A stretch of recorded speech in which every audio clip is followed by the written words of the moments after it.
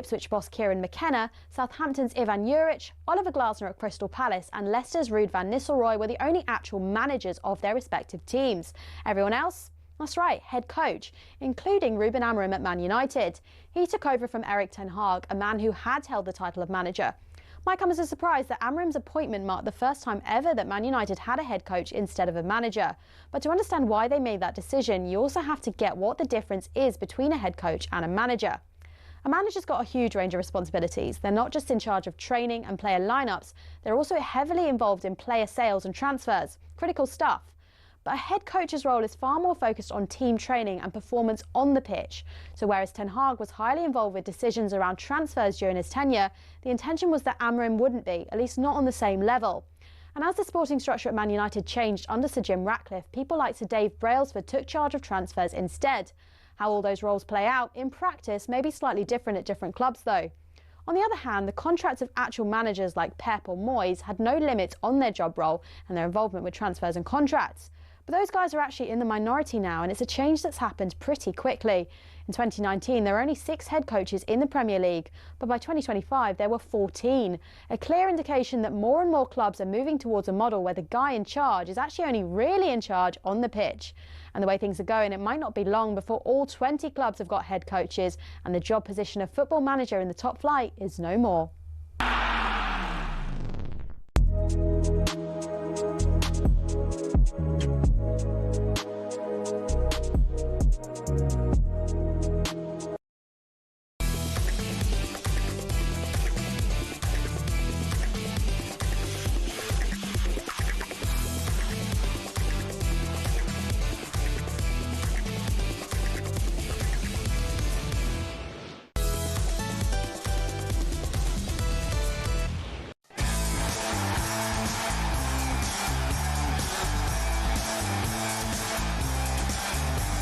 Good morning, this is the Weekend Sports Breakfast. I'm Natalie Sawyer, and with me this Sunday morning it's the former Chelsea and Republic of Ireland striker Tony Cascarino. Good morning.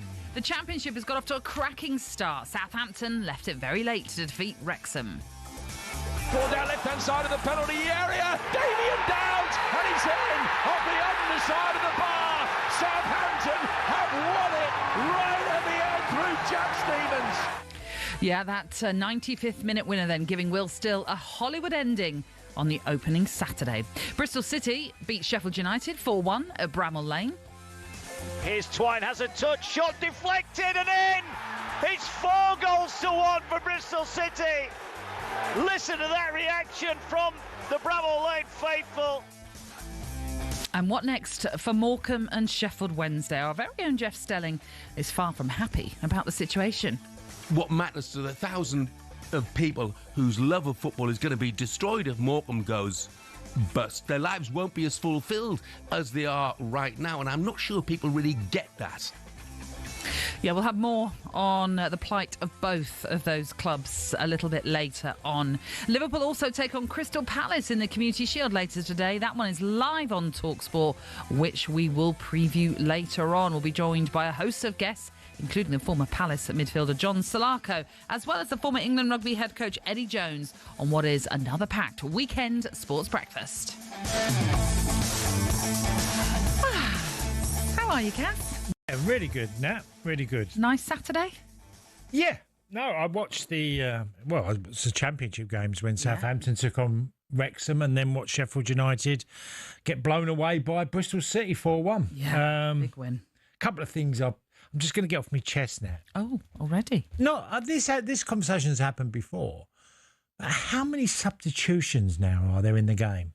You know, if you think that Premier League teams, Championship teams, EFL, have up to 5 substitutes they can use during a game, but they can actually use 7.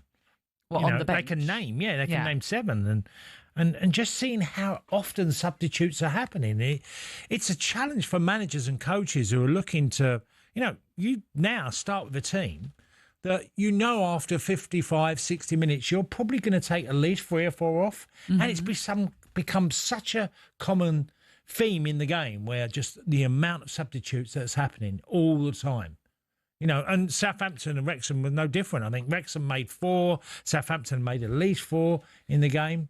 So what's your problem with it, though? Because everyone can do it. Well, yeah, everyone can do it. It's more that it just, for me, just makes games a little bit more stuttered, and there's a break in play. And I just feel like, I understand that we used to have 3. Oh, look, I started the game when there was 1, right? There was 1 substitute you could use. So, yeah, okay. You need it because the game has got faster, and I understand for the players that injury is a big issue.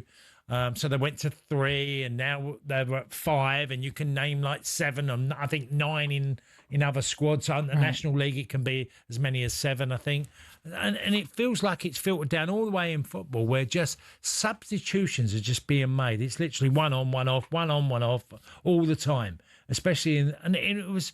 And I don't know. It didn't stop the flow of the games yesterday, because Southampton, Wrexham and Sheffield United, Bristol City were both terrific games. Great adverts for Championship football. Okay. So is that the only thing you want to moan about? No. I want to. There's me negative. Okay. The positive. Can I do the positive? Yeah. We always, laud Premier League players who can get a free kick, stick it in the top corner. Okay, we always say, Ronaldo, David Beckham, and many others who have done this in their career. And I've got to say, there was Ryan Mannings at Southampton. Yeah. What a terrific strike that was, dead ball situation, and Scott Twine at Bristol City. 2 fabulous free kicks that were really like Premier League elite players. So we're seeing players lower down the levels of football who are capable of doing wonderful free kicks, because both of them were terrific goals yesterday. Manning's and Twine's goal at Sheffield, terrific strikes. Yeah. Set pieces are important all across, aren't they? All levels of football, really. Look, let's look back then on what was a fascinating opening Saturday in the Championship. It started and ended with some real drama, including in TalkSport's 12:30 kickoff, where Southampton left it very late to defeat Wrexham. Here's how it sounded. Your imagination racing to a soundtrack of optimistic chatter. The start of the latest journey, precise destination unknown. Kiefer Moore trying to find a way through. Was he pushed? Yes, he was. Penalty to Wrexham. The last player to score a goal in the second tier of league football for Wrexham was Mick Vinter. It was back in 1982. Stuttering run up, and he drives it into the bottom right-hand corner. Southampton 0. Wrexham 1. Waiting for seconds around the edge of the penalty area. Manning addresses it, left-footed, great free kick. 1-1. Diagonal from him, brought down left-hand side of the penalty area. Damien Downs, and he's in off the underside of the bar. Southampton have won it right at the end through Jack Stevens. What drama, what a league the Championship is. Exclusively to national radio on TalkSport. You've heard Southampton beat Wrexham by 2-1. Yeah, welcome to English football. Will Still in what is his first senior role as the Southampton boss now, and a big start, a big opening win for them to come from behind like they did to defeat Wrexham with 2 goals in the 90 minutes onwards, turning that game around. Just from that, looking at those 2 sides that you were watching there, Cass, do you think these 2 sides, and I know it's only one game, anything can change, but just based on what you saw, do you think these 2 could be possibly up the top end fighting it out? Well, I thought Wrexham were terrific for long periods of the game. They have a slightly different structure the way they played. They'd get the ball forward to Kiefer Moore, who held the ball up brilliantly. And then people like Windass would join him and others. And I thought Wrexham were really worthy of their lead for large periods. But then Southampton managed to change things. And like I said, the Manning goal was a terrific one. And it was a really entertaining game. Southampton, obviously no Dibbling because all the speculation around him, but showed their qualities of, Will Still's always, and I said it yesterday, he's always been renowned for organisation of his team, and they found a way. Well, Wrexham will feel hard done by. They will feel hard done by. Well, I was going to ask you about the Will Still style of football then, because a lot of us wouldn't have seen him as a manager and in his days in Belgium and in France too. We know what happened with Southampton last season under Russell Martin, so we won't go into too much detail on that. What's the kind of Will Still football, if you can garner anything from just one? Well, it's fast. It's fast play. You're trying to get players into spaces, whether it's Fraser, who, is not the biggest, but likes to get into in between places. Armstrong, who sort of come back into the team after a difficult season last year where we obviously had to leave Southampton. I thought Stevens at the back was superb for them. Just a really good centre defender who can just get the ball, can be commanding. But it was a challenge because Wrexham were good and good at the way they played. They got it long at times, but both teams played fast football. But that will always be mainly possession based, but with an end product. His teams always have an end product, and. Like I said, there was a couple of really great goals, and especially the free kick. So that was one of the early kickoffs that we brought you here on TalkSport. Just to run you through the other results in the Championship. Charlton left it late to beat Watford. In fact, it was a goal 4 minutes into added on time that sealed the victory for Charlton back in the Championship after winning the playoff final. It ended goalless, and it's the only goalless game actually in the Championship between Coventry and Hull. As we were hearing, Southampton came from behind to beat Wrexham 2-1. Middlesbrough, they beat Swansea by 1-0. Norwich and Millwall at Carrow Road saw Millwall, the visitors, come away with the victory in that one with a Matty Longstaff late goal sealing the victory for Millwall too. There was a 1-0 win for Portsmouth at Oxford. QPR and Preston played out a 1-1 draw at Loftus Road. Stoke, 2 late goals. Again, quite a lot of late goals, Cass. Yeah, there was, in the Championship yesterday, with 2 coming in plus 90 minutes, one in the 5th of 90 minutes, and then 9 minutes into the added on time, they scored their third to defeat Derby 3-1. West Brom, their winner came late on that was an early goal, I should say, but they had a red card late on in their game against Blackburn, but that was fine to see them go through to win 1-0 in that one. And as we said, in the late game, Bristol City getting off to a terrific start with a 4-1 victory over Sheffield United. Remember, those two teams had faced each other in the playoff semi-finals, in which Sheffield United blew Bristol City away. When you look at that result in particular at Bramall Lane, how much of a shock is that? Or is it not surprising considering the overhaul at Sheffield United in some ways? I was surprised in the way Sheffield United played. What was that then? Well, when you go with O'Hare, Harmer, Peck in sort of the central midfield area, you've not really got too much ball winners in there that can turn over the play. I see. And they're all fine footballers. They're all gifted. But I thought Sheffield were very easy to play against. Right. Bristol City were terrific. A couple of great goals, especially the first one. Twine sticks one in the top corner. And then, they broke really well, Bristol City, and they weren't the Bristol City of the end of last season that were cannon fodder for Sheffield United. Just didn't really hurt Sheffield at all. And yeah, they had a man sent off in the first game in the playoff. But I really thought that Sheffield, I've never seen them so open. They paid a heavy price. It could have been more because Bristol City had a number of chances late on in the game. And, I said yesterday now, Sheffield United have sold a couple of big players. Yeah. And that is going to hurt them because not only defensively but central midfield, they just looked like they had no protection in front of the back four yesterday. And there were mistakes made. There were mistakes made in the game. So I wasn't surprised by watching it. It was entertaining. It was in the end. It was like a basketball match. Literally, you have a go, we'll have a go, and yeah.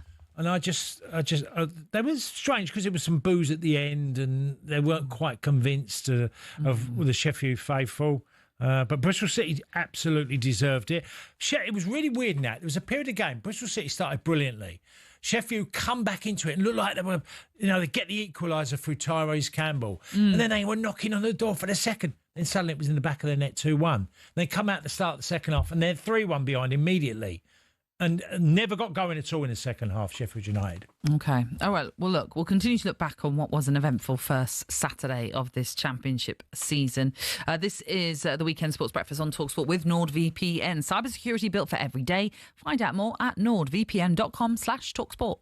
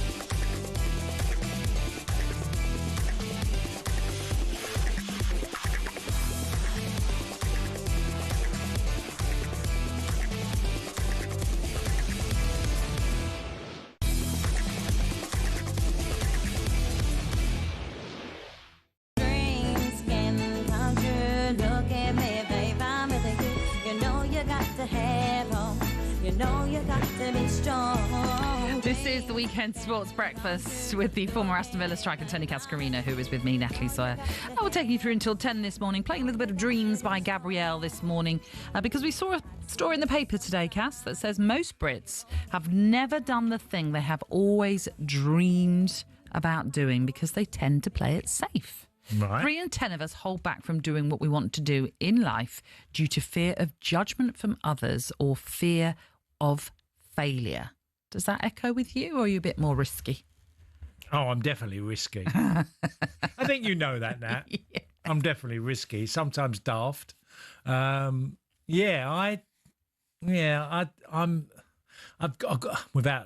always had that gamble in me. Yes. You know, I don't mean I'm talking about gambling in general. I like to be risky and take chances, and because I think being careful is just not in my DNA. Okay. And sometimes you pay a price for that. A lot of people are like that, though. Yeah, I just Carefree and all. Well, I think you're going to have your moment in the sun, you know, like where you can go and attempt something and it can pay off. And there might be failures along the way because we all fail, whatever we do. We all fail in some degree. But I like to be risky. Do you? Yeah. What about you? You play No, I'm probably more the player. pragmatic. Yeah. I would say so. I've never been one to push myself to my detriment. Yeah. Because sometimes I thought, I think I might have missed out on something there if I had pushed myself. So can I just add something? See, I think if wanted to describe me, watch me play golf. Because I'm always going for the glory shot, right? And it comes at a heavy price sometimes. I'm going for that shot, can I do it? No, probably not. 90% chance you're not going to make it. But when I do, I like to do that. Yeah. I get that. I mean, the only thing I would say is that the paper says most Brits have never done the thing they've always dreamed of. But then it says 3 in 10 of us hold back. So actually, the majority don't hold back by the sound of that, unless I'm reading that wrong. But anyway, there you go. Have you done your dreams? Would you ever say that? What, am I fulfilling my dreams? Yeah. I suppose work-wise, to an extent, yeah. Yeah. That's what I wanted to do. I went to university with the aim of getting into this business. So, yeah. And you was... Obviously, for a period of time, you'd been nurtured and you'd been put on air, but you went for it. Yeah. For it. TV, you was prepared. Did TV work for a long, long time, and then switched over to here and thinking, I can rock up in my pajamas. It's radio. Not anymore. Not now. We're on YouTube and streaming services. But indeed. So I suppose there is a part of things that I have fulfilled, but equally, like I say, I'm more of one of those people that I'll only do it if you tell me to do it. I won't necessarily push myself to do it. My dad's always said that about me. Like, your problem is you wait for people to ask you to do it rather than say, no, I can do that. I'll do it. Yeah, self-promote yourself to a degree. Yeah, definitely. Okay, let's get back to the Championship, shall we, on what was the opening Saturday of the new season. Wanted to get to Stoke, Cass, against Derby in particular, because Derby took the lead in this game at the Bet365 Stadium, only for Stoke then to come back and score 3. And I mentioned earlier on 2 late goals into added on time, going the way of Divin Mubama and also Sorba Thomas getting the 2 goals. 3-1, a big win, big opening day win for Stoke. And now, I think yesterday we had a text in, if I remember rightly, saying, look out for Stoke. You know, we're going about things very, very quietly. And one of the producers on TalkSport Breakfast in the week, Ollie Thornton, is a Stoke fan. And I was chatting to him on Friday where he said, look out for us. Yeah, well, got a great manager. You know what I feel about Mark Robbins. I think he's a terrific manager. And they've made a few changes. Mubama is one of them, coming from Man City. He was originally at West Ham, 20-year-old.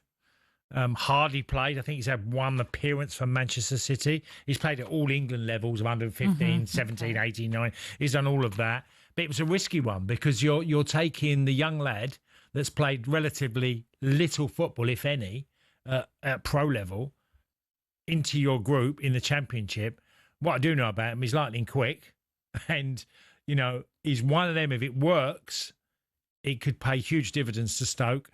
And Mark Robbins has talked about him. He spoke about bringing him in from Manchester City, and they were delighted to get him in.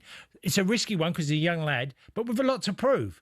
So, really exciting. I know that they've got money, Stoke. They can be quite competitive. And there's been a lot of transfers that haven't worked for them. But I believe now that they've got a squad that's far better placed to make a real impact in the Championship this year. Yeah, I mean, it's been a while, obviously, since Stoke really have been in the picture. Yeah, they've had a dreadful time of it. Sacked manager after manager. Yeah. But they have money, you know, behind the club. And if they can get anything going, I'm sure, you know, the Stoke faithful will be behind them, because they're a side that needed a manager like Mark Robins to come in and gradually build something that's a little bit different from what's happened before, because others have failed, and it's not on just the managers. It could be a failure of the club as well. Yeah. It's a big win for them. And we did say it yesterday about sometimes you want to be a team that goes under the radar. Well, that's the kind of result, though, that doesn't go under the radar. So early days, of course, but a big win for Stoke in that game against Derby. Elsewhere, Ryan Mason's first role as a full-time senior manager came away. He saw his West Brom side come away with a 1-0 win over Blackburn, and a very early goal settling this one courtesy of Price, although they did lose Furlong to a second yellow in added on time. But be interesting to see how Ryan Mason gets on, because obviously he's had a couple of caretaker spells at Tottenham, but he felt this is the time now. He needs to go out there and put himself out there now. Well, West Brom are probably one of the biggest failures in the Championship, because they've had some good squads, and last year, seeing them where they were on their day, they could match up against most teams. It's a great golden opportunity for Ryan to take on a club that should be competing at the top end of the Championship and fighting for promotion. So an interesting win from yesterday, a 1-0 win. So good luck to him. I mean, it's a couple of great wins for, South London, with Millwall getting a great result. Well, I was going to come to that. Yeah, I was going to come to the Millwall game, because they took the lead at Norwich, only for Josh Sargent to equalise, but then a Langstaff winner in the 83rd minute sealed the victory for Millwall.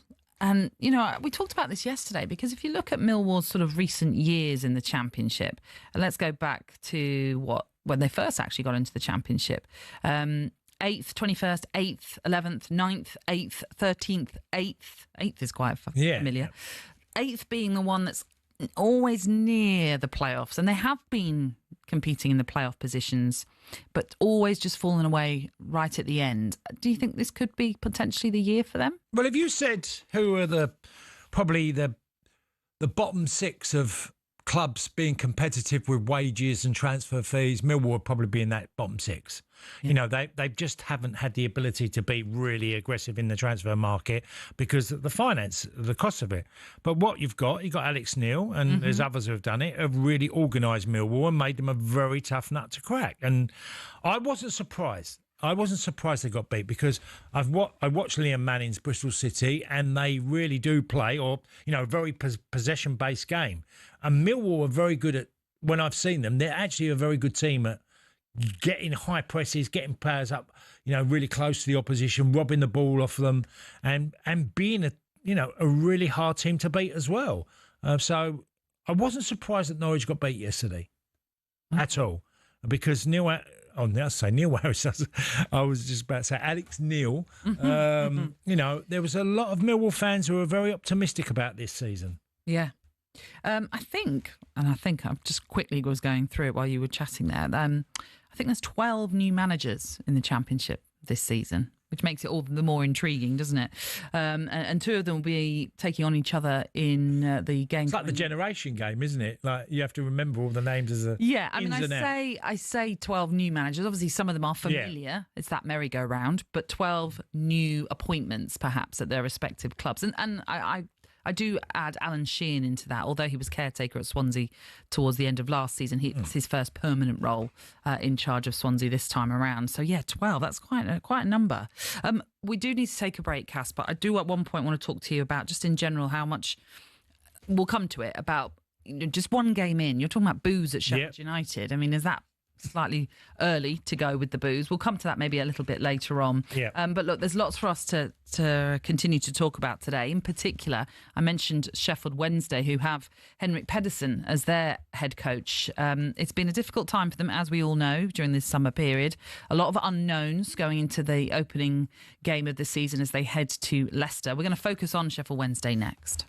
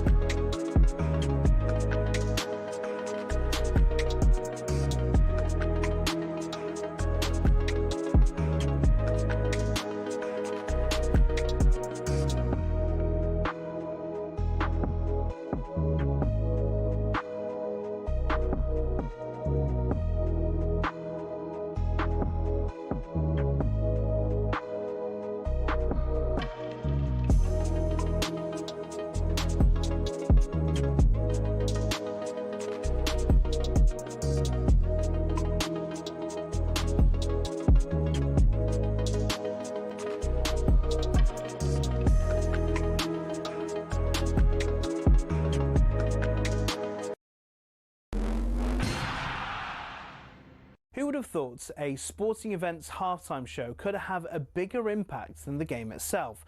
That seems to be the case with the Super Bowl halftime show. In 2024, Usher brought in an audience of 180 million worldwide, the biggest in the event's history.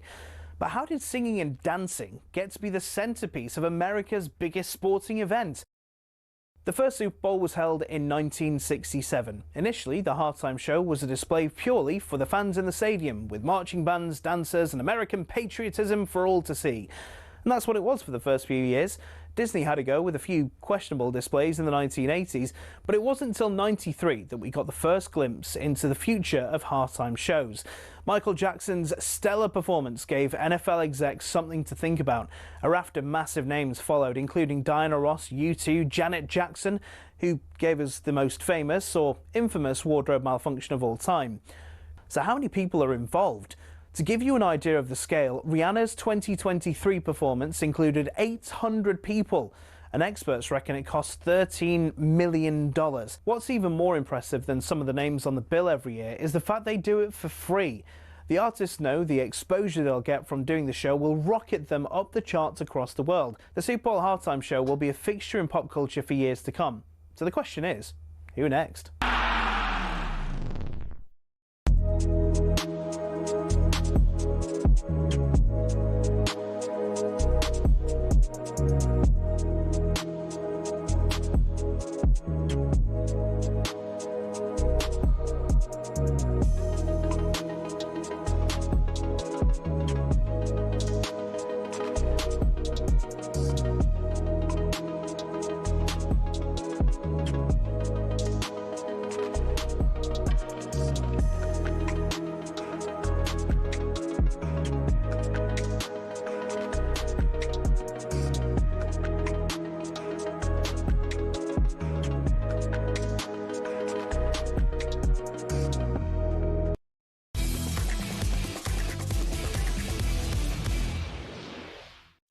Good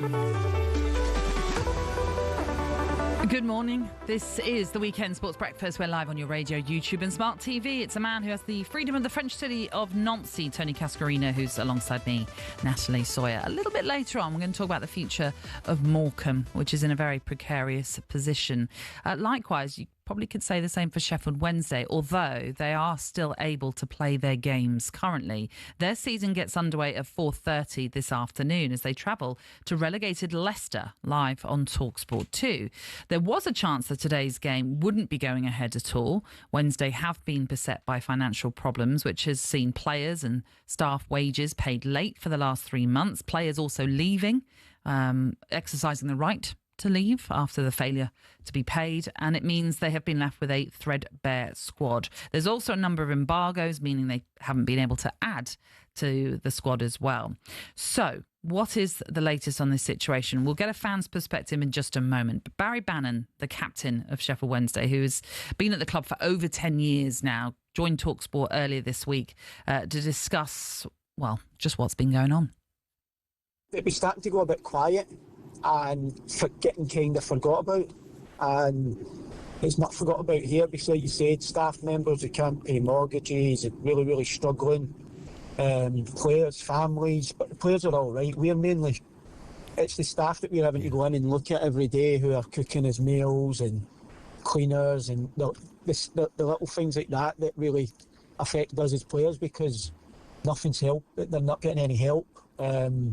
And they're really struggling, so that's why we're at the top of the ladder, and it was a strong stance from us to say basically it needs to stop and we need a bit of clarity going forward. Oh, well, they need the clarity, but I'm not sure they're getting much of that at the moment. Don't forget, the previous manager, Danny Roll, departed just 2 weeks before the season started. His assistant, Henrik Pedersen, is now in charge. To add to that, the North Stand at Hillsborough has been closed due to health and safety concerns. So it's been a pretty rough time to be a Sheffield Wednesday fan right now. Let's speak to one. It's the Wednesday blogger, Richard Miller, who joins us this morning. Morning to you, Richard. How are you doing today? Hi, Richard. Hi. I'm doing okay, but it's, as you say, it's been a very rough time to be a fan. Yeah. So, look, I'm sure many people know the situation, but if you can sort of concisely just explain what has been going on at Sheffield Wednesday. I know it's not easy. It's a long story, but yeah, just explain what's going on then.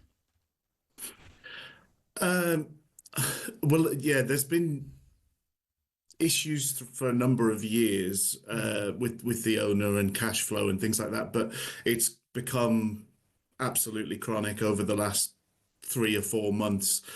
So the players weren't paid their wages in March, and we were told that was just a sort of temporary issue, and eventually they were paid their wages, but then they weren't. This is players and staff, and then that happened for basically 4 out of the next 5 months, which is, I mean, I don't understand how anybody can live their life under those conditions. So anybody that's kind of dug in and stayed deserves a medal to some extent. Yeah.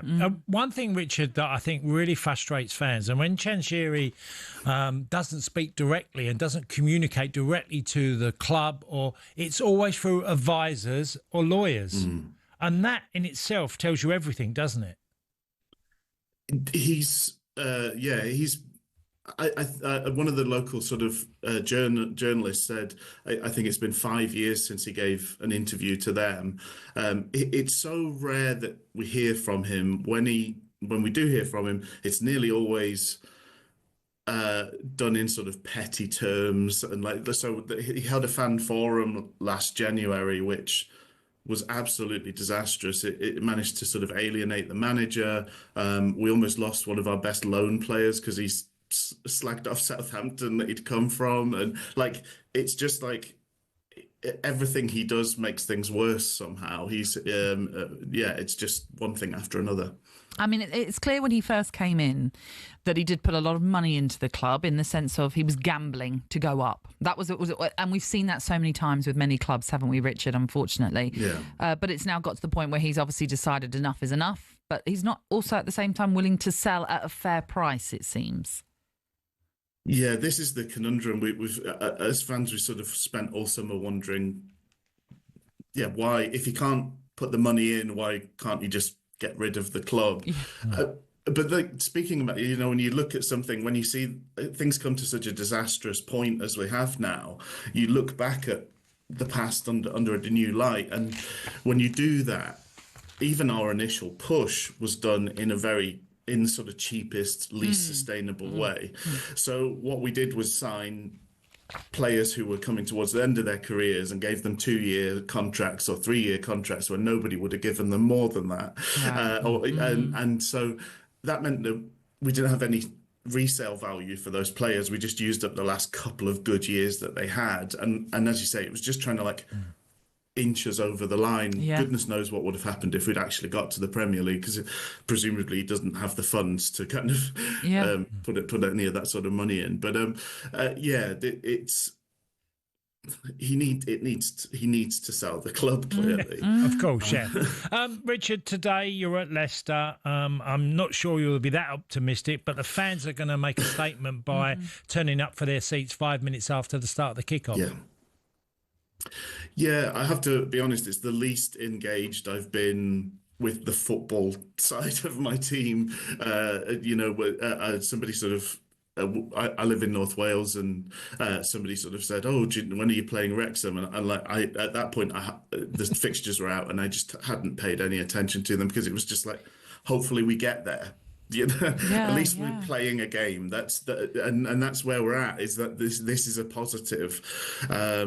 It's great that the fans are making a statement. I think the broad feeling is we don't want to put more money in and keep sort of letting the owner inch along and in this current situation. So it's almost a kind of starve him out sort of attitude is the sort of main feel. Away games, I think, are a bit of a loophole in that there's a small amount of money comes to the club from that, but I think fans are sort of thinking, well, that's where we can go and be vociferous, get behind the players that are turning out for the team, because as I mentioned, the folks who've hung on, they've had a hell of a summer to work through. So they do deserve our support, whilst the owner doesn't deserve any of that. I mean, it's extraordinary, like you say. I mean, the away end is sold out at the King Power Stadium, which obviously goes to show the incredible support, which we always expect from Sheffield Wednesday, to be fair. But yes, you're right. I mean, the summer has just been tumultuous, really, when you consider the training ground wasn't ready for a period of time, and they've had to train at all different places. They've had to have individual programs. We were reading about there's no sock tape even for the players to use, which is a kind of given nowadays in modern football.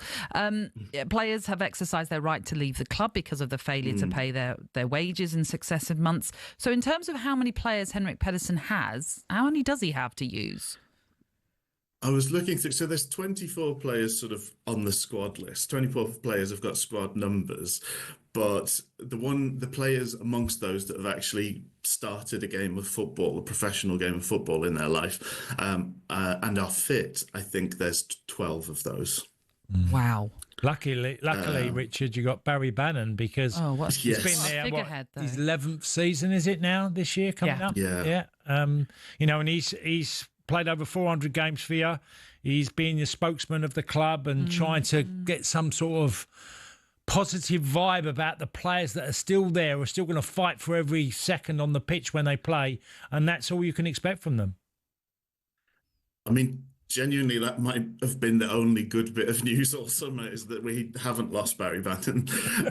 He's been an absolute joy to watch in a Wednesday shirt, and his legend grows as he sticks through things, and he deserved a statue anyway. But I think having stuck with us this summer, and all that implies, absolutely, we need to build a statue that's larger than life, because he's not a huge man himself. It'd be a cheap statue, a very big statue. That's so true.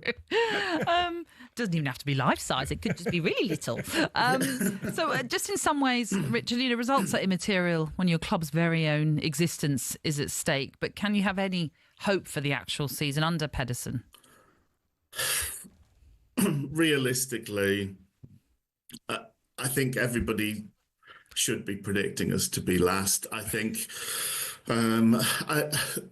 anything more than a kind of record-breakingly bad season has to be seen as a success. I mean, unfortunately, that's where we are. It's they've not had a proper pre-season. We haven't played a single game in front of fans this pre-season. It's just like, and you mentioned we had this situation where at one point we had 2 managers because Pedersen had been sort of, by all accounts, given the role of manager, but Danny Roll then came back. Surprisingly, nobody was expecting him back. I don't think even the players or the staff were. And then that didn't last very long. That lasted about 2 weeks. So goodness knows what sort of preparation they've had. Not very good for the Steel City this weekend, is it? No. It does. Do you know what, though? It feels like you have to laugh, because that's what you're doing. You have to laugh, otherwise it will make you cry, because it's just ridiculous, the situation you find yourselves in. Listen, Richard, we hope for a positive resolution to all of this, and thank you so much for joining us this morning. Thanks, Richard. No, thank you. Thanks for having me on. Great to have you on.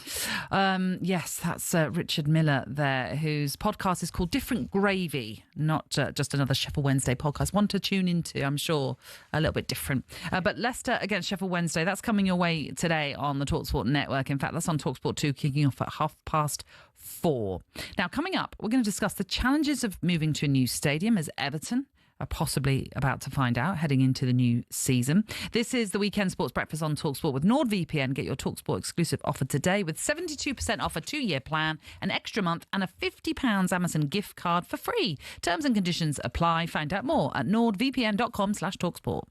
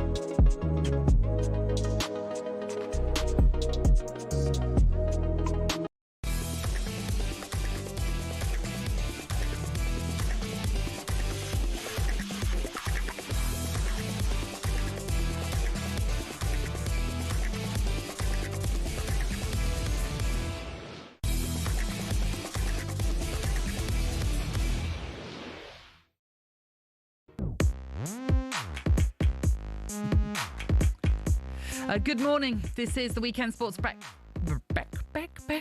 it's breakfast. Crocken Hill legend The striker that is Tony Cascarino is with me, Natalie Sawyer.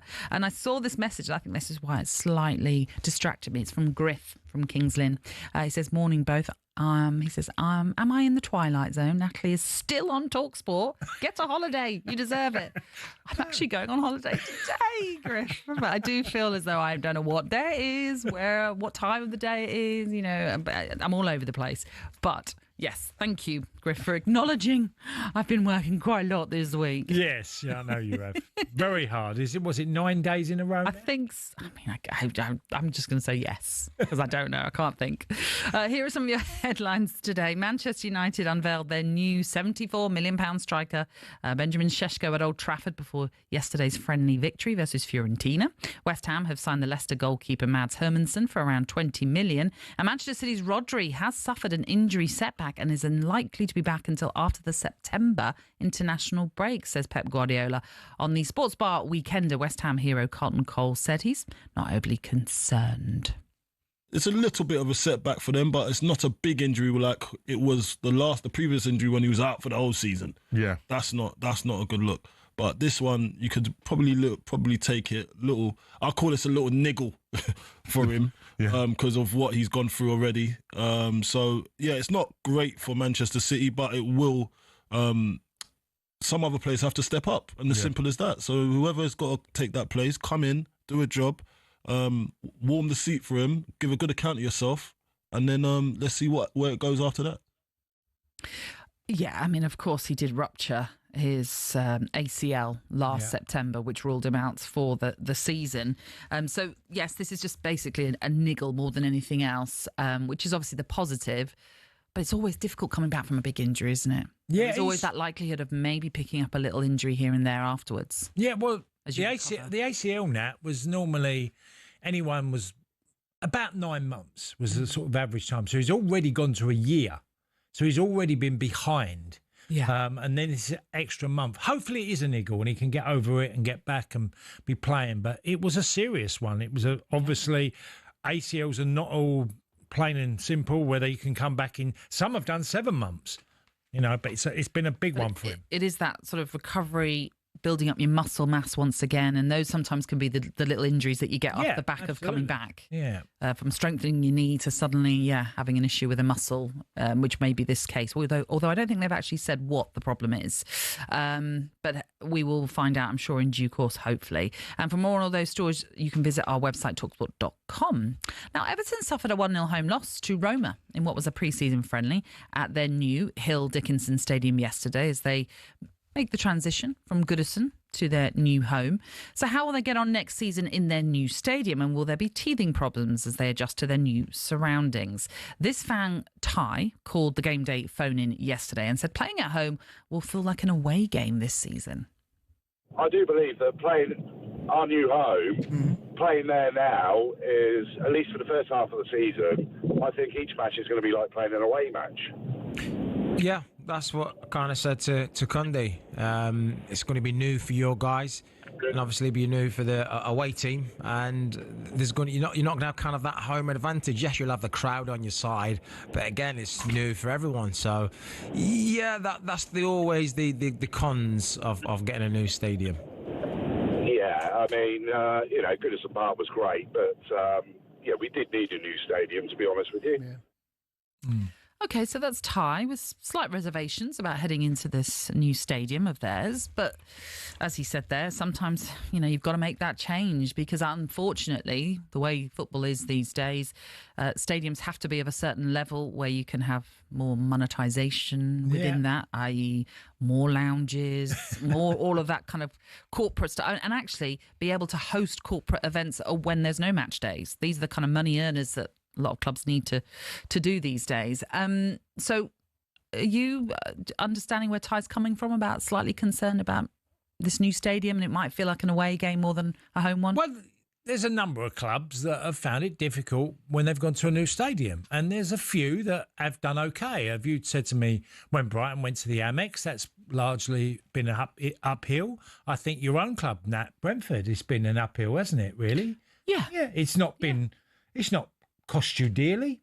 No, not at all. I mean, to be fair, the problem for us, and I think maybe ours is slightly unique, is obviously we had the COVID period when we switched to the new stadium. Yeah. So by the time fans were allowed into the new stadium, we were all like buzzing for football once again. So in some ways, it kind of maybe made it easier for us to make it our home as quick as we did because we were just all so delighted to be back. Oh, Tottenham have won a new stadium. Okay, they do. New stadium, won a European competition, and they've got a new stadium. Yes. They found it hard, but they didn't particularly have a great side. I suppose if you're basing it on just your first season in a new stadium, if you look back to Tottenham, you're right, at the old White Hart Lane, they ended that season with unbeaten actually at home. They were unbeaten in their 19 games that they played. They won 17 of those, whereas the first season in the new stadium, they lost 5 and won only 12. Well, there's one of the things I think, and because it's so spectacular, Spurs, when you go there for the first time, like I did last season,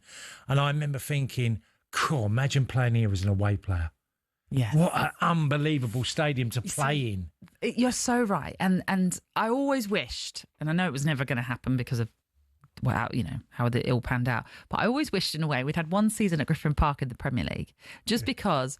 And I know they would have had to change things around because they have to make it Premier League, ready and standard. But I don't know how they would have done the away dressing room at Griffin Park because it was a tiny space with one toilet in the away dressing room, but the door wouldn't even close. It was so small. I guess they would have had to revamp it all, but I would have just loved it in that sense because it would have been so very, very different. Yeah, I mean, look, there's nothing better. There's way more positive for Everton and the players and the fans, the experience of that new stadium. That is just, it's a dream for a lot of Evertonians to have such a wonderful place to go and watch their team play. Now, the players should be in the mindset of, I remember when Marseille it didn't change stadium, but it got revamped. And, for the World Cup 98 and going there, it felt such a fabulous place to go and play football. But that does enhance the away team as well, because they look forward to it. I remember going when I first went to Old Trafford and Liverpool and Arsenal and Spurs and all these stadiums that most of them have gone to new stadiums anyway. But I remember going there for the first time and thinking, cool, you're playing here today. You know what I mean? Big crowd, top level football. It's just great. Just quickly looking through the stats of clubs from the Premier League in particular, or in England that we've picked out, that have moved from their old ground to a new ground in the 1 year before and the 1 year after. There isn't really any club of the ones that we've picked out, so like West Ham, Spurs, Arsenal, City, Brentford, Brighton, who have actually done better in their first season in their new home. Right. I mean, I say that in the sense that Arsenal didn't do too badly. They'd won 45 points at Highbury and only 42 at the Emirates. So it's not awful, obviously, by any means. Well, Man City won a lot when they moved stadium. Not their.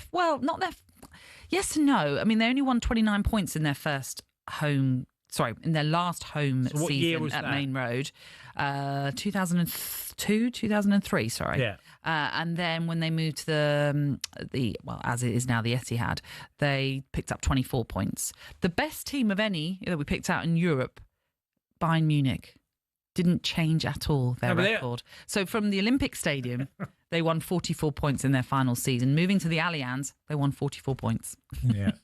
Well, I think that, you have to look at over a period of time. But you must remember also, for a club like Manchester City, they were on just the start of their journey to be the club they became. Of course. So that new stadium was the first part of the jigsaw. And then the points and the players and all that all followed. The key thing about moving to a new stadium, and I know Everton have done this, like Brentford did, and probably others likewise could say the same, is, for example, let's bring your cop end, shall we say? Yeah. So at Brentford, for example, we had our Ealing Road end, where that was the most vocal of groups. They were all moved together to the West Stand. So it's really important that you keep those kind of people together. That's your main stand where you're going to get your core hardcore fans, if you like. Yeah. And I know Everton have tried to do that or have done that at their new ground too. And I'm sure others have done it as well. That's the key thing. If you're going to move grounds, you've got to make sure that the elements stay the same. The same groups of fans are roughly in the same area so that they can continue that hopefully vociferous support. Right, Everton's opening game at their new ground is at home to Brighton in the Premier League. That will be on Sunday the 24th of August. This is the Weekend Sports Breakfast on TalkSport with NordVPN. Cybersecurity built for every day. Find out more at nordvpn.com/TalkSport. We're going to talk more of transfers and Morecambe in the next hour.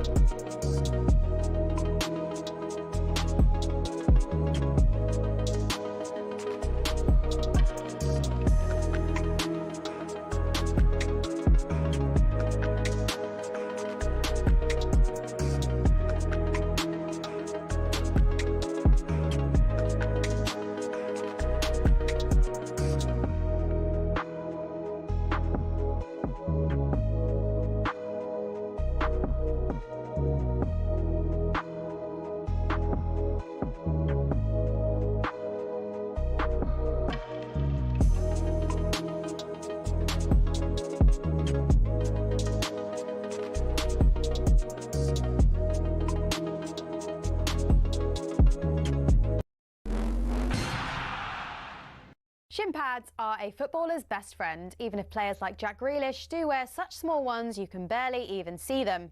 But what's the story with shin pads, and are there any rules on how big they should be? It all started with cricket, actually. Cricketers had been wearing shin pads since the 1700s.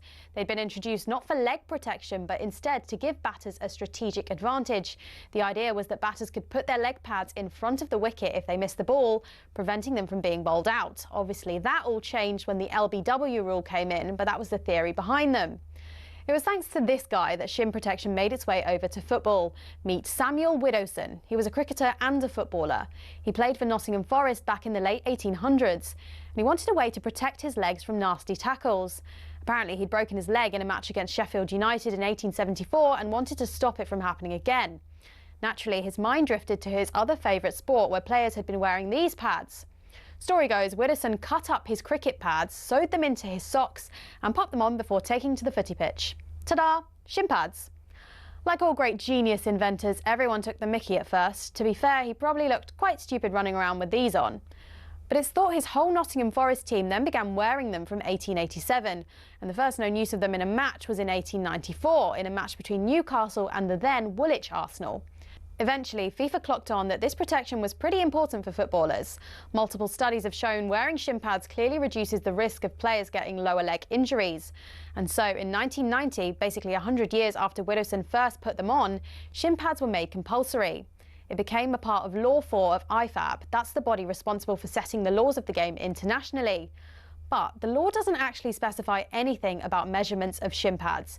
It just says pads must be made of a suitable material and be of an appropriate size to provide reasonable protection.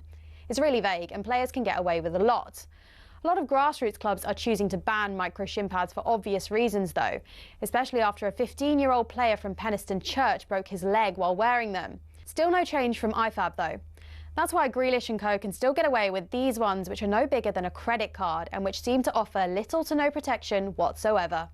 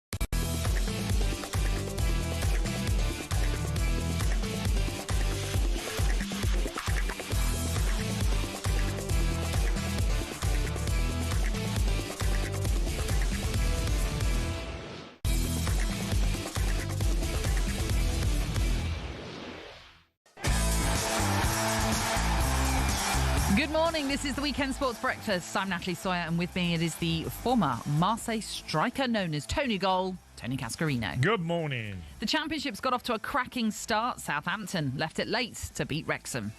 Ball down left-hand side of the penalty area. Damien Downs, and he's in off the underside of the bar.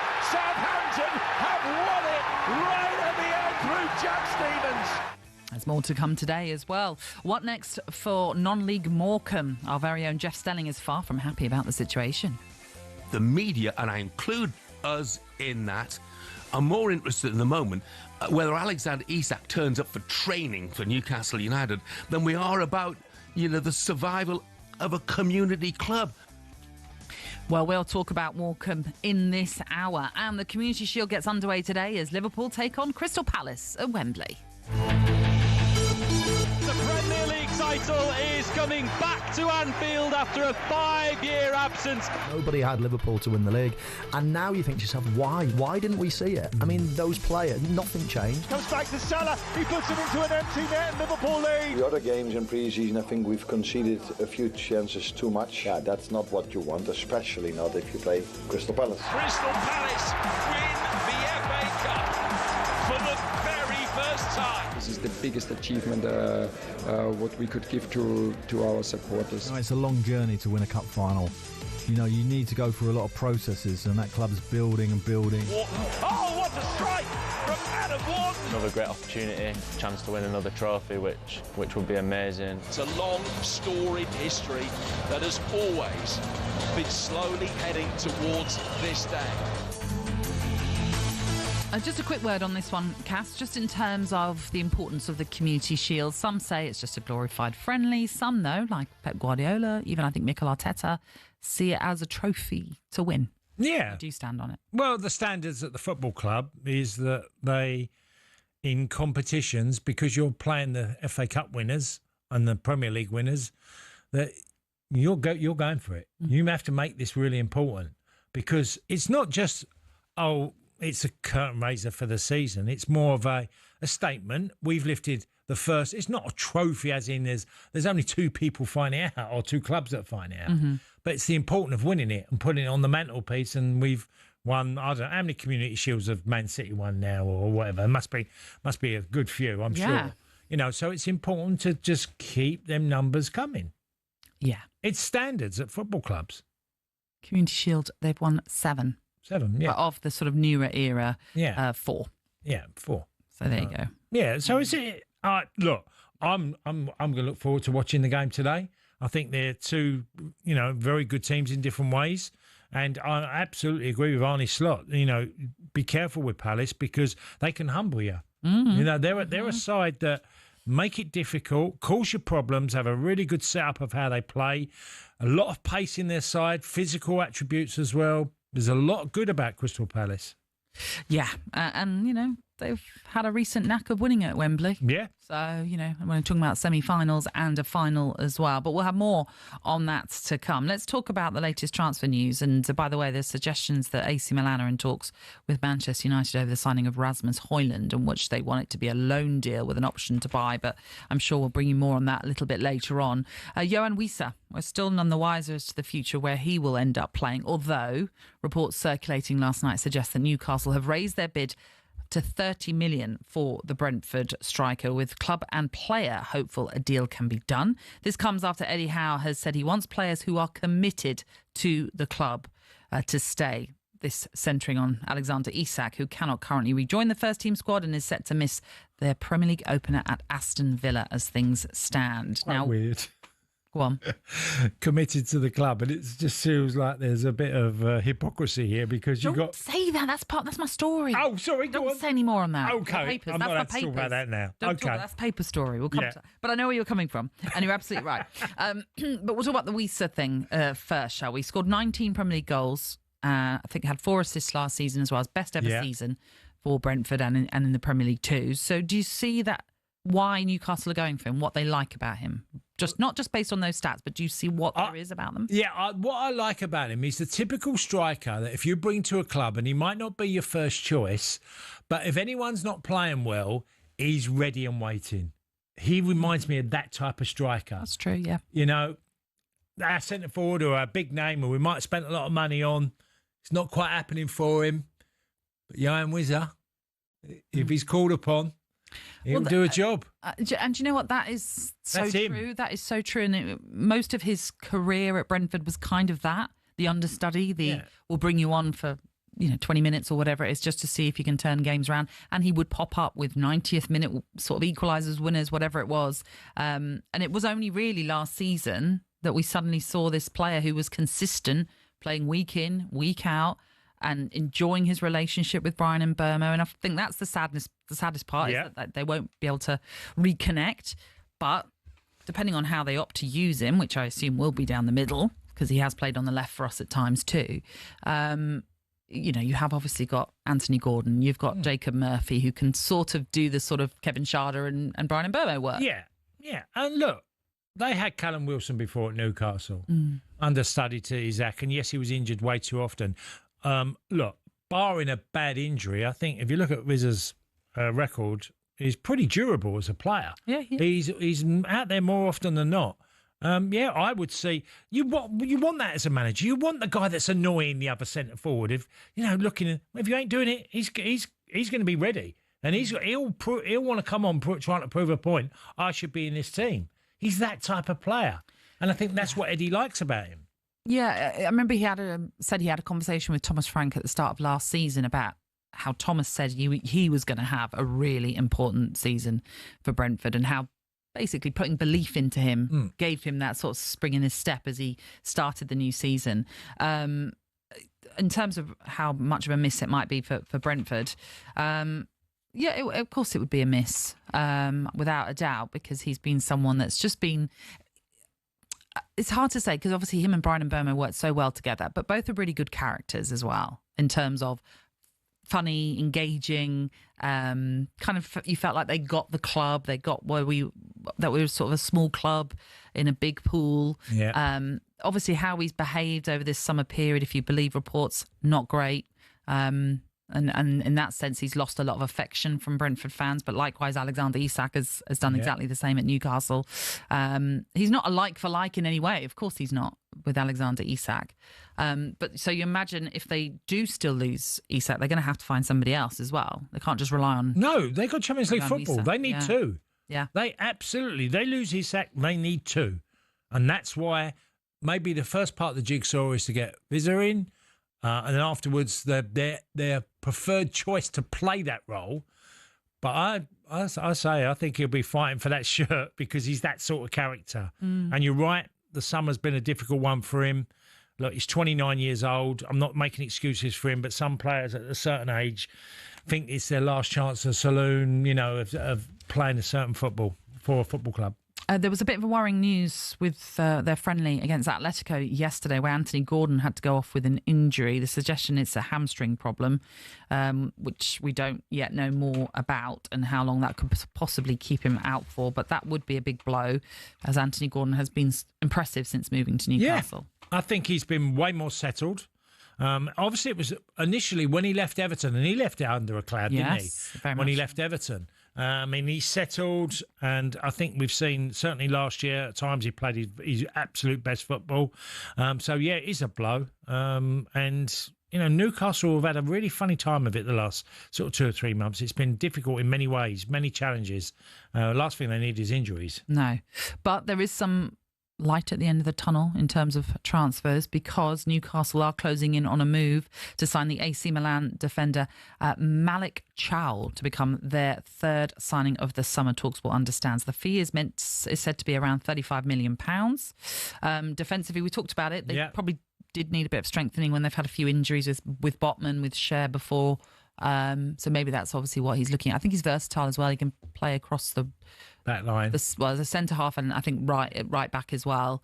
So yeah, good to see that coming through. Do you know the key thing is?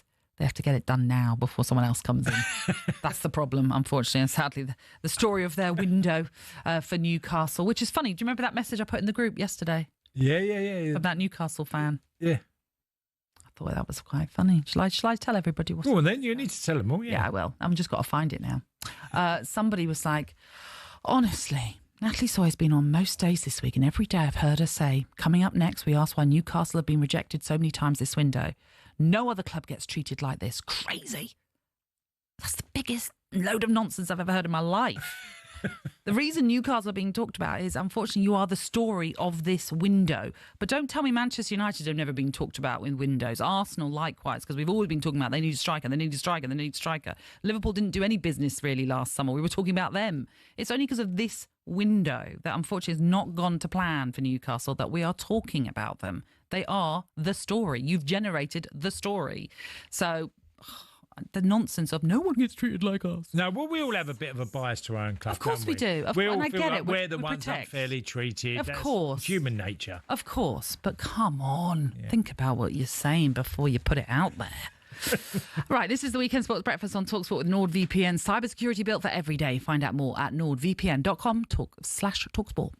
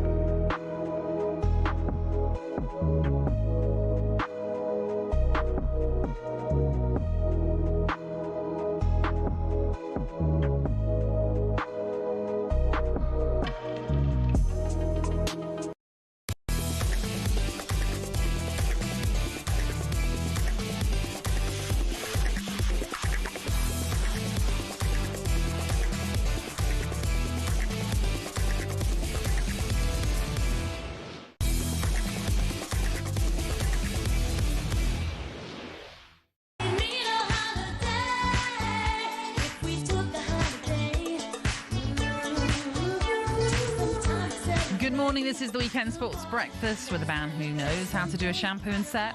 Tony Cascarino, which might be appropriate for a holiday. And me, Natalie Sawyer, with you until 10. The unmistakable sound of Madonna and Holiday. But why are we specifically playing it? It's not because of me. It's not because I'm going on my ollibops. It's because it is holiday season. And according to a story in this morning's newspapers, Cass, almost 3/4 of people in their 20s and 30s choose a holiday based on how Insta-worthy it is. Oh, no. And 7 in 10 fork out for trips they cannot afford because they feel the need to get good content. Yeah. Ooh. I mean, I get it. I get where they're coming from. I'm not big on photos and I find that I like to see through my eyes and watch things, and give me a camera and I'm like, I just put it down and say, no, I'm gonna enjoy. Probably because you don't know how to work it. No. I like to just, through the prism of my eyes, look at things, enjoy the moments, more than just click, click, click all the time. All these silly smiles, all these facial. Well, no, but some people. And my daughter does it, right? You know, when they have their tongue in really weird positions, just sticking the tongue out. Yeah, but it's always weird, and I just think, why are you doing that? Right. You never did that years gone by. You never see pictures of people leaning their head to one side and their tongue out. And yeah, I know. I find it weird. The only thing I think, and I get where you're coming from, if you're but maybe I'm doing the same. But I'm going to say is when people are, take about 20 photos of the same photo. No, just do it again. Do it again. It's not good. I've got my hand's not looking right in that one. Can I do this? Or they're taking their pictures of their food over and over again. Food? Where did that come about? Taking pictures of your food to send to your friends. I've never took one picture of anything I've eaten. See, I probably have, which is why it sounds silly for me to say it. But I wouldn't be taking loads of pictures and then of the same dish and then having to stage it. Do you know what I mean? No. Anyway, let's move on. Let's talk about the papers, shall we? Because a couple of stories we want to pick out. And actually, you were about to say it, weren't you, earlier on? We were talking about the Weiser Newcastle situation. No, it's all good. It's all good. In the Sunday Telegraph, Luke Edwards, their Northern football writer, who's very in the know on all things Newcastle, has written a big piece on the front of their pullout, which is the headline, Isak Fury at Newcastle stance. And then he's also done a comment piece inside where it's Isak has betrayed all those who have held him so dear at Newcastle. Just to quickly run you through what he says on the front then. He says that Isak has been told by the Newcastle board that he is not for sale in a show of defiance from the owners. That, though, has meant that Isak is unhappy. He's refusing to accept the decision with good grace, and he has subsequently been ordered by manager Eddie Howe to train away from the group. So that's the basics. Within this comment piece, inside the pullout, Luke has written, all the sort of background to the story and how he had grown. He was a hero for Newcastle fans, as we well know. There was one bit that I wanted to pick out that I thought, hello. It's all very well you writing this, Luke, but you're not thinking about what you're writing, because he said this. It's not just his reputation at Newcastle that is taking a beating. It is how the rest of the football world will perceive him from this point on. If Isak can act this way at Newcastle, how would he behave at another club if he did not get what he wanted? His behaviour has been despicable, and the road to redemption from here is a long and arduous one. And I read that and I thought, hang on. Weiser's doing the same at Brentford. Maybe not to the same degree, because I think he's been integrated into training, but he wasn't involved in our pre-season friendly against Borussia Mönchengladbach, for example, on Friday. And I just thought, hang on, you can't have a go at one and then ignore the other, who you're targeting, who was doing a very similar thing by refusing to be a part of our pre-season, left our Portugal training camp because he didn't feel he was in the right state of mind to be a part of it. And I get that Weiser wants to play Champions League football. I get that he wants to earn more money at Newcastle. But like I say, nowhere in this piece does he go, oh yeah, and Weiser's doing the same, but we want him. Nothing gets past Natalie Sawyer, does it? It's just hypocrisy, like you said. And I just thought that happens, yeah. No, of course it is. And but I just wanted to mention it because I just think it's all very valid point. Having a pop at one, but not mentioning the other. Yes, I know. Anyway, let's move on. Yes. You tell me your story. Yeah, I'm going to just talk a little bit about a column that Hamza Lunat has written for The Times, and it's about how Wirtz has made dribbling sexy again with help from Eze. Dribbling as always, and you said this before we come on the show, it has always been sexy, hasn't it? Yeah. The dribbler, anyone who can get, whether it was George Best, whether it was someone like Gaza who could do it for midfield, Ryan Giggs, and many, many others. There's been loads of great dribblers, and it has become an issue in the game because dribblers were nearly at every football club. They get on the one-on-one, they want to take their full-back on, but obviously that's changed because of way football has gone way more protecting the centre of the pitch. Right. Okay, the more direct route to goal, but the centre of the pitch is having an extra body in there. So dribbling and the wide men have found themselves getting a bit more space because they can carry the ball. So there's lots of carriers. If you look at Doku and Silvino, Man City and others, that they get to a space. I tell you, do it really well. Crystal Palace do it really well.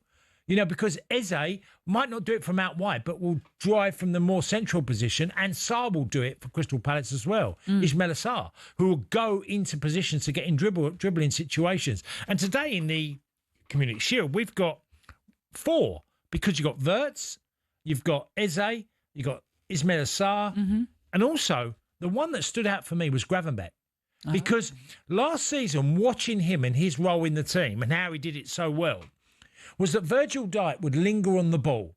He'd entice it, wait, and he's good at keeping it. But the moment he's got that chance, give it to Gravenberch, who could be marked, but he would dribble past the midfielder. Right. He did that brilliantly well last year. That was one of his main strengths, that he could take it in a tight situation, but when the timing was right, he would then break past the player that was trying to stop him in that position. So you're seeing dribbling from deep as well, which is a very high-risk strategy.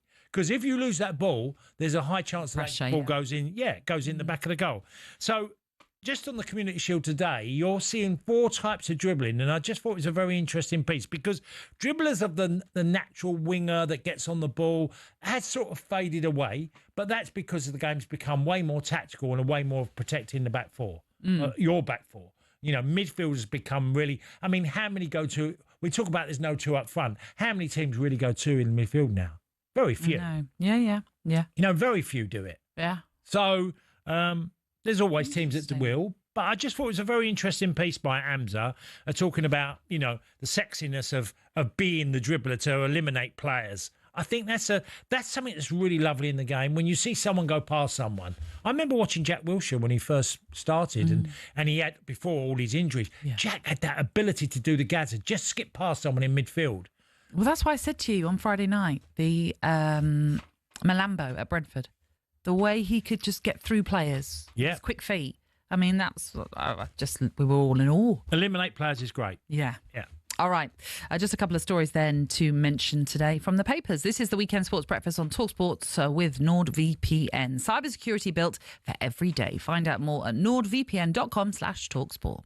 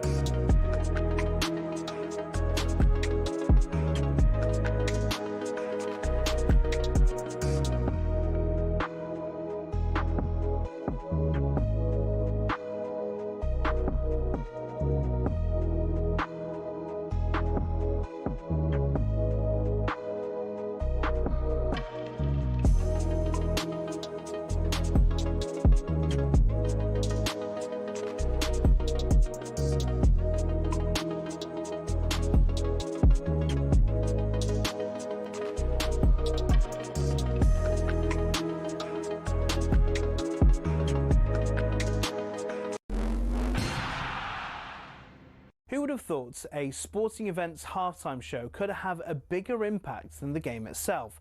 That seems to be the case with the Super Bowl halftime show. In 2024, Usher brought in an audience of 180 million worldwide, the biggest in the event's history. But how did singing and dancing get to be the centrepiece of America's biggest sporting event? The first Super Bowl was held in 1967. Initially, the halftime show was a display purely for the fans in the stadium, with marching bands, dancers and American patriotism for all to see. And that's what it was for the first few years. Disney had a go with a few questionable displays in the 1980s, but it wasn't until '93 that we got the first glimpse into the future of halftime shows. Michael Jackson's stellar performance gave NFL execs something to think about. A raft of massive names followed, including Diana Ross, U2, Janet Jackson, who gave us the most famous or infamous wardrobe malfunction of all time. So how many people are involved? To give you an idea of the scale, Rihanna's 2023 performance included 800 people, and experts reckon it cost $13 million. What's even more impressive than some of the names on the bill every year is the fact they do it for free. The artists know the exposure they'll get from doing the show will rocket them up the charts across the world. The Super Bowl halftime show will be a fixture in pop culture for years to come. So the question is, who next?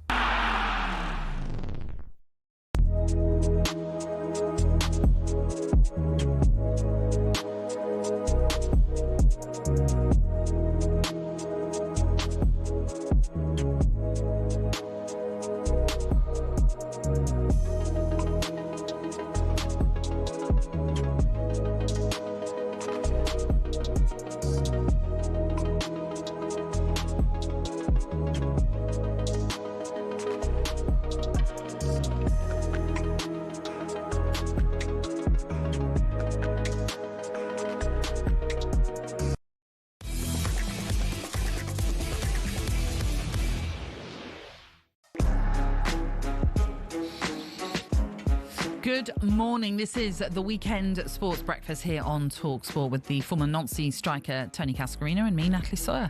We're taking you through until 10 o'clock this morning, and we're going to focus on one of the games coming your way on the TalkSport network today, which sees Leicester take on Sheffield Wednesday in today's Championship offering. The game will be live for you on TalkSport 2, kicking off at 4:30. But it's been a bit of a rocky ride for Leicester fans over the last 12 months.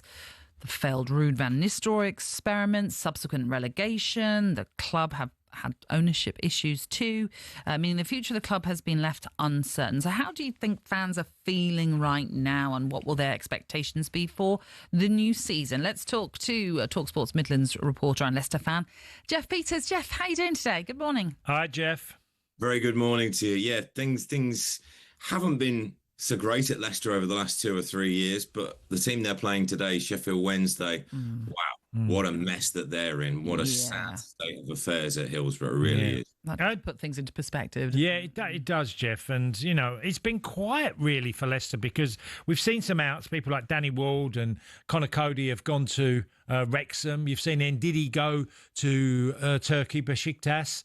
So there hasn't been much coming in. Begovic coming in as a keeper. So there's been very little that's happened. Are they really? They're not under. You know, are the restraints on Leicester going to punish them for having any chance of being a side challenging this year, Jeff, do you think? I can't believe, as a striker, Tony, you've not mentioned Jamie Vardy. Well, yes, of course he's left. I mean, it feels, I mean, that is a big point in itself, Jeff, and thank you for outing me there. Listen, you know, I think this summer was always going to be a challenge for Leicester, given their financial situation and the PSR issues, and we're expecting at some point that they probably will get a points deduction. I don't think fans have been expecting much in the way of incomings. I think probably a striker would be something that they would want to do. But you look at Hermansen, the goalkeeper, who's now gone to West Ham, so they'll get some money in from him, from Ndidi. There was a bit from Cody. Obviously, Ward would left at the end of his contract, as Vardy did as well. So they brought in maybe 30 million. Could they spend perhaps 5 million on a striker like Kone at Wickham? That seems to be one of the players that has been mentioned. But you look at the Leicester squad and the kind of players that they've got, And there is still a lot of strength, certainly at Championship level, to think that even if they didn't bring anybody else in this summer, then the squad doesn't look too shabby in terms of trying to have a decent season at this level. But of course, when you do bring in new players, it does tend to lift the place a bit. Yeah, I mean, as you were talking, Jeff, I'm thinking one of the issues you have, and you can have a lot of players there, but is it a club that, you know, everyone's looking for the lifeboat? If things start, as they have done, started to change at the club, where they might think, if I can get away, I'll try and get my agent onto someone, and, you know, is that sort of feeling, or does it feel like you united the group in some way? I think those who, you know, might not really want to play in the Championship, they're probably on pretty good contracts. So it you know, we're not talking about players who are on the breadline or anything like that. I think that there potentially will be some more players who leave. I think there's one or two who the club can cope without fairly comfortably this season, that if they did move on, I don't think fans would be that upset. But you look at players who they'd be desperate to hold on to, the likes of Abdul Fatawu, who obviously was injured most of last season. He's a young winger, looks an incredible talent. Obviously, they've got Monga, who's only 16, so he'll be there. They know that for the season. But you look at maybe Bilal El Khanous. He's a player who plays in sort of like the 10 role. I think it's very exciting. I think he's just going to get better and better if they can keep hold of him for the season. I'm just looking at the sort of the attacking area of Leicester. Yeah. Well, Daka hasn't really worked, to be honest. So I think if he was moved on, I don't think fans would be desperately upset with that. But if you start with, say, Ayew up front, who's now got the number 9 jersey, they put the squad numbers out yesterday, and there was some sort of pushback on that. But you think perhaps Ayew will start up front, and then the 3 behind. If you've got Fatawu one side, Mavididi the other, and El Khanous as the 10, that's a pretty good front 4, even with the likes of, say, McAteer and Monga to come off the bench for the last 20 minutes to provide fresh impetus. So in that sense, that area looks okay. You know, are they going to let somebody like Samare go or Skip? But the wages that they're on, it obviously is going to be an issue for some other clubs as well. So they've got to balance what they're doing in terms of PSR and the money they get in for players and what they can spend and wages. It's a very complicated thing. But these are things that sort of Sheffield Wednesday fans can look at and kind of go, well, hang on a second, you think you've got problems. Look at us. You know, have we got enough senior players? There's maybe, I don't know, 13, 14 senior players. There may well be 5 or 6 youth players on the bench for Wednesday today. So it's about trying to keep everything in perspective. Yeah, very different situation, as you say, between yourselves and Sheffield Wednesday, Jeff. But just in terms of promotion, last time you were in the Championship, you won it. But when you're talking about the teams that have come down, Leicester don't seem to be in that conversation. It's Southampton and it's Ipswich, who many are talking about as going straight back up. Is that slightly despairing, or just the tail of the tape right now? Yeah, I think it's kind of the nature of the beast. I think when the bookies are doing the odds and they're looking at obviously where the money has gone on certain teams, and the likes of Ipswich and Southampton are more favoured than Leicester. I think that's perhaps maybe down to they think that Leicester probably will get a points deduction at some point this season. Will it be 5 points? Will it be 10 points? Will it be more than that? Will Leicester's legal team, the clever brains who stopped them getting a point deduction last season, will that come into it? But I think from the supporters that I speak to, there's a feeling of we don't really know what to expect this is, because you've got a new manager in Marty Cifuentes. I've been impressed with how he's talked about what he wants to do for the club, but I remember I was quite impressed with Ruud van Nistelrooy when he first came in and the things he was saying, and that very quickly unravelled. So obviously they're at a different level. at the moment. So I see no reason why Leicester can't have a decent enough season, but there's the factors of, are they going to lose any more players? Will they be able to bring anyone else in? Will they get a points deduction? So I think it's a little bit harder to judge what might happen to Leicester this season, as opposed to, say, Ipswich or Southampton, who they came down with them. Leicester, of course, finished above them last season. But listen, you know what the Championship's like. There's probably 12, 15 clubs that think they've got a chance of getting promotion this season. Sheffield Wednesday, I don't think they will be one of them. I was going to ask you, Jeff, we saw the Championship start, Friday night, but then all the games yesterday. What did you make of the games? I thought the 2 live games on the TV were really terrific games, great adverts for the Championship. I wondered what you felt.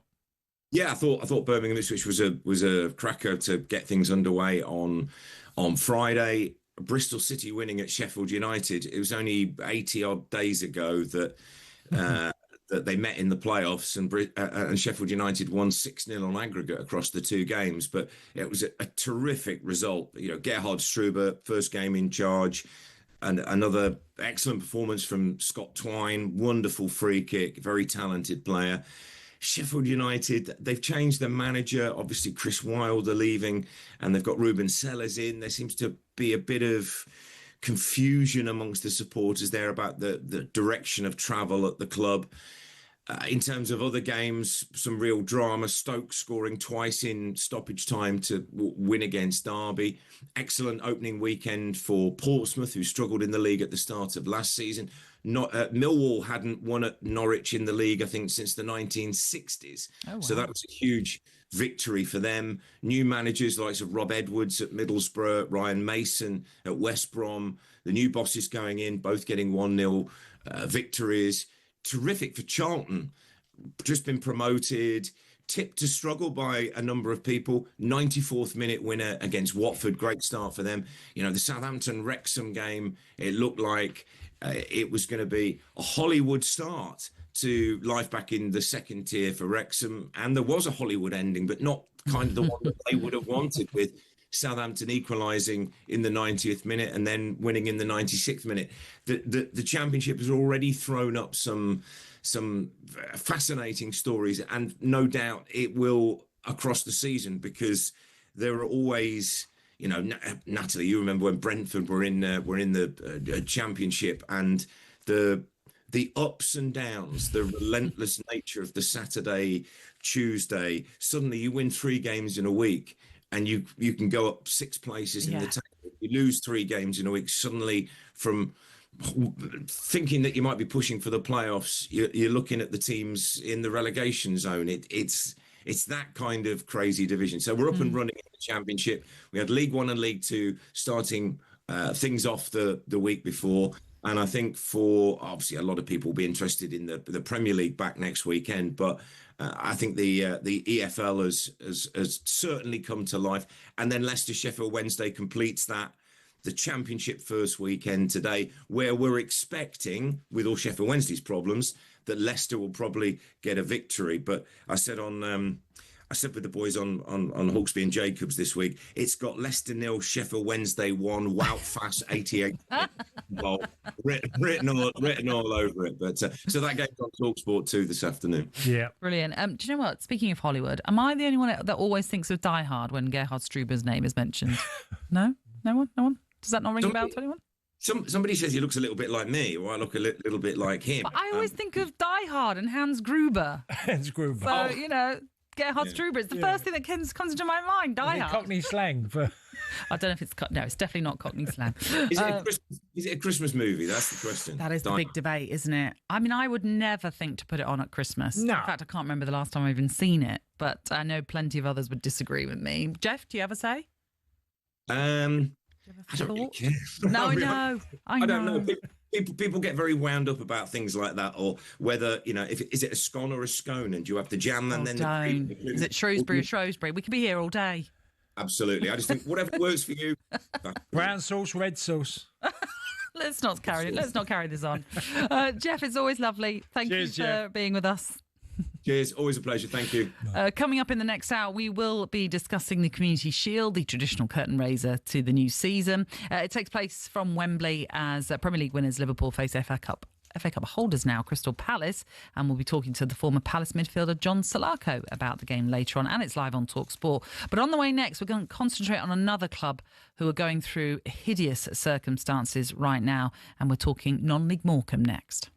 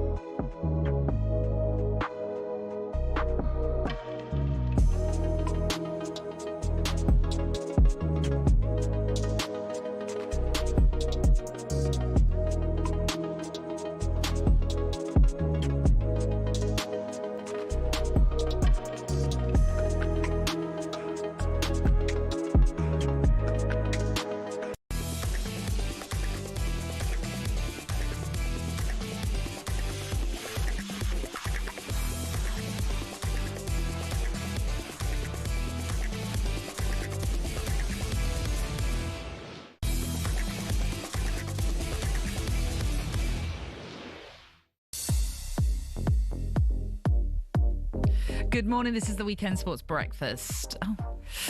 Funny enough, a man who's been given the freedom of the French city of Nancy. Tony Cascarino is alongside me, Natalie Sawyer, as we take you through until 10 this morning. That is how you say it, isn't it? Yes. To clarify. Yeah. Because someone said that it's Clips of the Week. Well, for most people in the UK, would look at it and say Nancy. Nancy, I know. Nancy. But the craziest of those is Rance. But how do you spell that one? Reims. I know. And people think it's Reims, but it's not. It's Rance. That is the strangest one, isn't it? Yeah, because there's Caen and Can in obviously. Oh yes, Caen and then Cnnes. Yeah, some people get confused with that one, but no, it's Nancy. That you're absolutely spot on. Just checking. Very good. Right, we are going to discuss Morecambe FC right now. The National League side have been suspended and given a deadline of August the 20th, so just 10 days' time to prove their ability to be a sustainable football club or face expulsion from the league, which would cast their immediate future into doubt. The owner, Jason Whittingham, has said he is close to selling the club, and investors, Punjab Warriors, have said they are keen to buy. But as of yet, a deal hasn't been struck. Even the culture secretary, Lisa Nandi, has called on Whittingham to sell, but at this moment, no deal has been done. and the club are in limbo, and the fans are as well. Their opening 3 fixtures of this season have been postponed, so technically they should have already played their opening game. But fans are nervously awaiting any positive update which can provide them with reassurances that their 105-year-old club will survive. Legendary presenter and TalkSport breakfast host Jeff Stelling doesn't think enough is being made of the situation at Morecambe, as well as fellow strugglers Sheffield Wednesday in the media. The media, and I include us in that, are more interested in the moment whether Alexander Isak turns up for training for Newcastle United than we are about, the survival of a community club, a club that is absolutely vital to that particular community. Our view of football is all about money. It's not about what matters to the thousand of people whose love of football is going to be destroyed if Morecambe goes bust. Their lives won't be as fulfilled as they are right now, and I'm not sure people really get that at the top level. And I'm not blaming the Premier League, and I'm not blaming Premier League fans. I just think it's we need to pay more attention to some of the small fry, because we talk about the football pyramid, and you start to pull building blocks away from that pyramid. You know what happens? Absolutely. Well said there by Jeff Stelling, and he understands what is going on in the non-league football with his own club in there as well. Let's bring you more on then what is going on inside Morecambe. We can speak to lifelong fan and podcaster from Shrimpnet, David Freer, that joins us. Hello, David. How are you today? David. Good morning. Good morning. Early for me, this one. Oh, join the gang here. David, where do we start? Just worrying times for everybody involved at Morecambe. Yeah, it's incredibly worrying, as you say. It's very, very sad.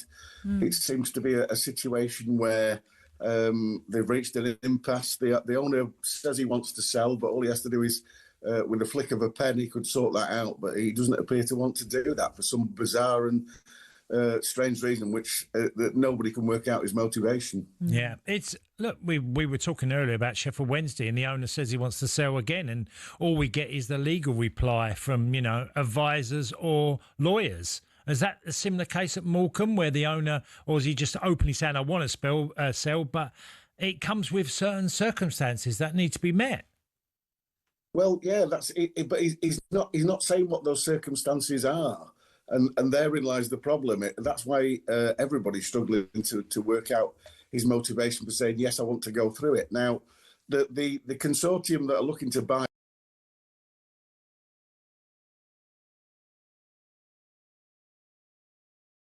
called Punjab Warriors, and they've been trying to get hold and push this deal through all week, and they released a statement on Friday saying that they'd agreed to meet with Jason of Bond Group, the owner of Morecambe Football Club, at a neutral venue in front of a mediator on Thursday, and the mediator was chosen by Bond Group, and they'd agreed to all of this. And on Thursday morning, Jason backed out. The owner backed out again. So we're really struggling to know exactly why he's stalling on this. It is pure speculation and guesswork on just about every single fan's part. We've been in a situation, and when we come down to it, when the press get involved, 9 times out of 10 they report both sides of the coin. What we've needed at Morecambe, particularly in the last 3 months, we've needed investigative journalists to find out what's going on in the background, to give everybody a clue as to why he's reached this decision. Because it's all well and good. Everybody's like, we've been in the press for the past couple of weeks, but it's been just reporting the situation rather than actually digging a little deeper and finding out why he's actually stalling on this deal when he's been saying for over 1,000 days, I want to sell, and the deal is there and ready to be signed, and he's refusing to sell. So as we say, you've got this deadline on August the 20th, 10 days' time for some positivity to come out of Morecambe to show that there is a club that is viable going forward. But are you worried then that that's just not going to happen? Yes. Because the Bond Group, the owners, have come out so many times saying, usually on a Friday, in the past sort of month, every Friday, there's been a yes, we'll get it done. We're just waiting on crossing the I's crossing the T's and dotting the I's, and it'll be done by Monday. And we've had that for the past month. And so now nobody at all, whether it be ex-directors, players, management, fans, and obviously the people who are employed at the club, they don't believe a word that's told to them now, because you just cannot trust what Jason Whittingham and the Bond Group say. Yeah. Is there a price on the club? Has that even been negotiated? Is it like a few million, or just tell us where you are on that? Well, the strange thing is, Cass, it's not been disclosed. He's got a price in his head, and obviously they have met that price because he's agreed to it. But there is speculation that there are things tied up in it. So, in other words, that maybe he's got other debts that he's piled on the club that people don't know about, etc., etc.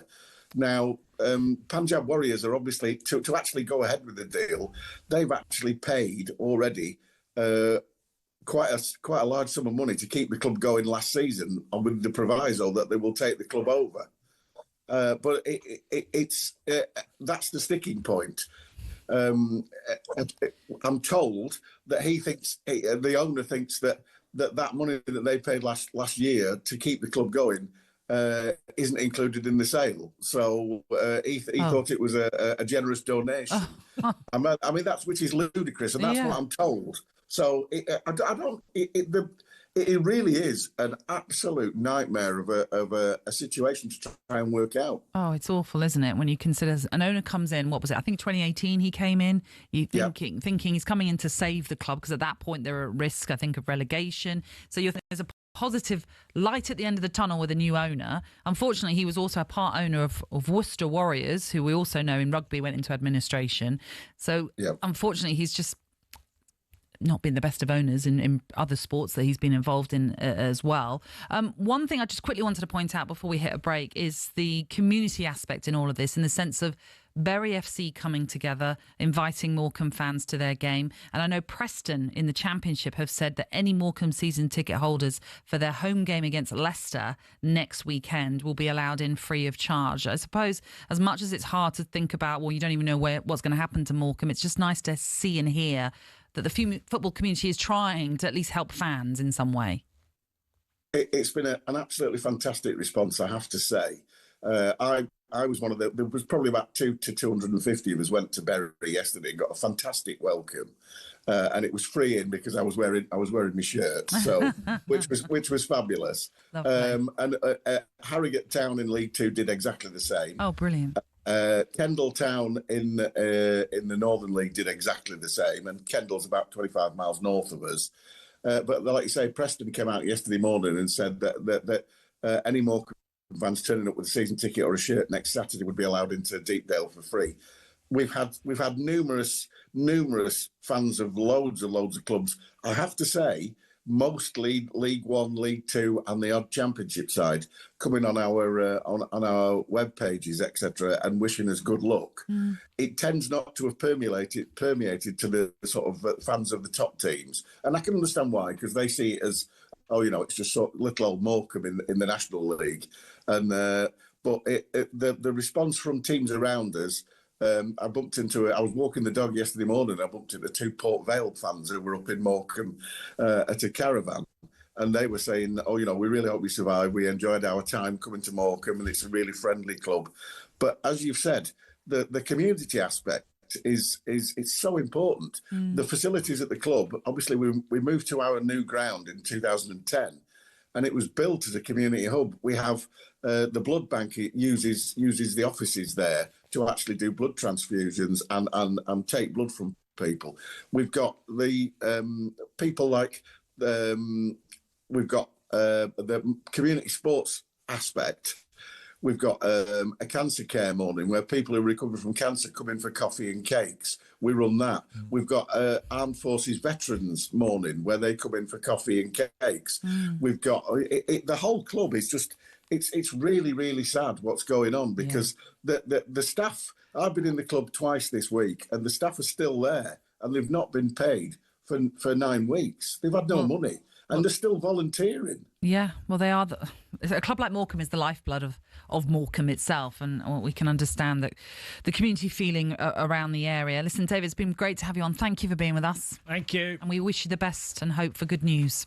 Yes, thanks for having me on. This is the Weekend Sports Breakfast on TalkSport. NordVPN, get your TalkSport exclusive offer today with 72% off a 2-year plan, an extra month and a £50 Amazon gift card for free. Terms and conditions apply. Find out more at nordvpn.com/TalkSport.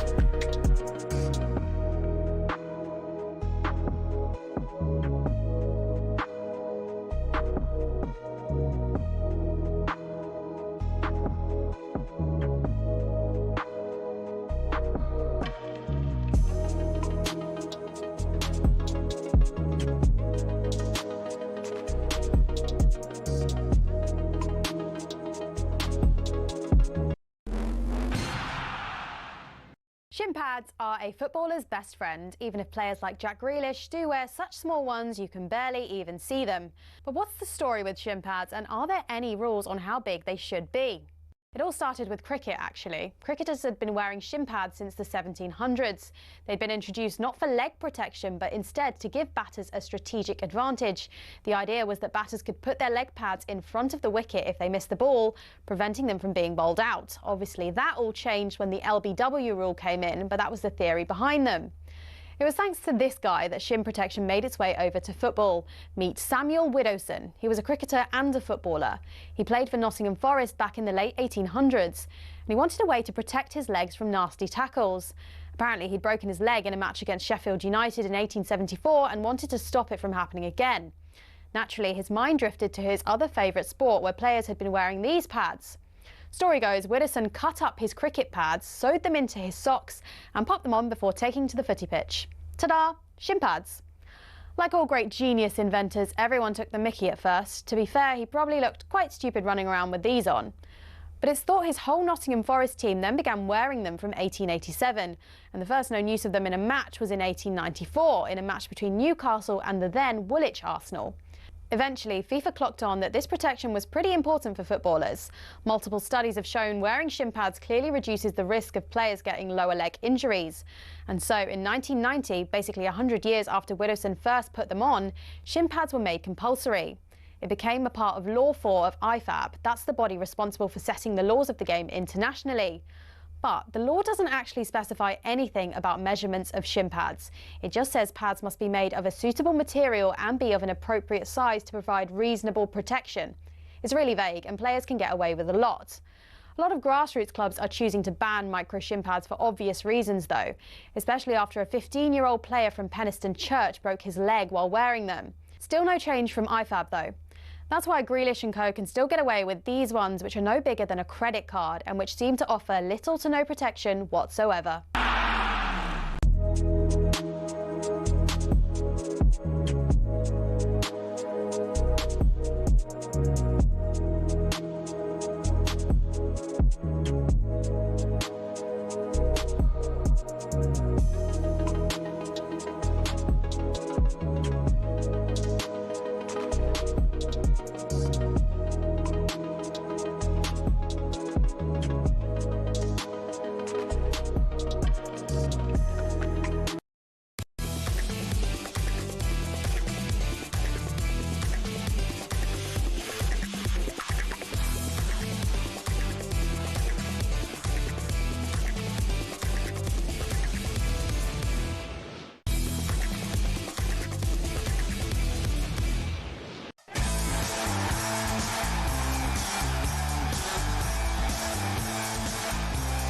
Good morning. This is the Weekend Sports Breakfast. Thank you very much for tuning in to us here this Sunday morning. I'm Natalie Sawyer, and with me it is the former Gillingham striker, Tony Cascarino. Good morning. The Championship got off to a cracking start this weekend. Southampton left it late to beat Wrexham.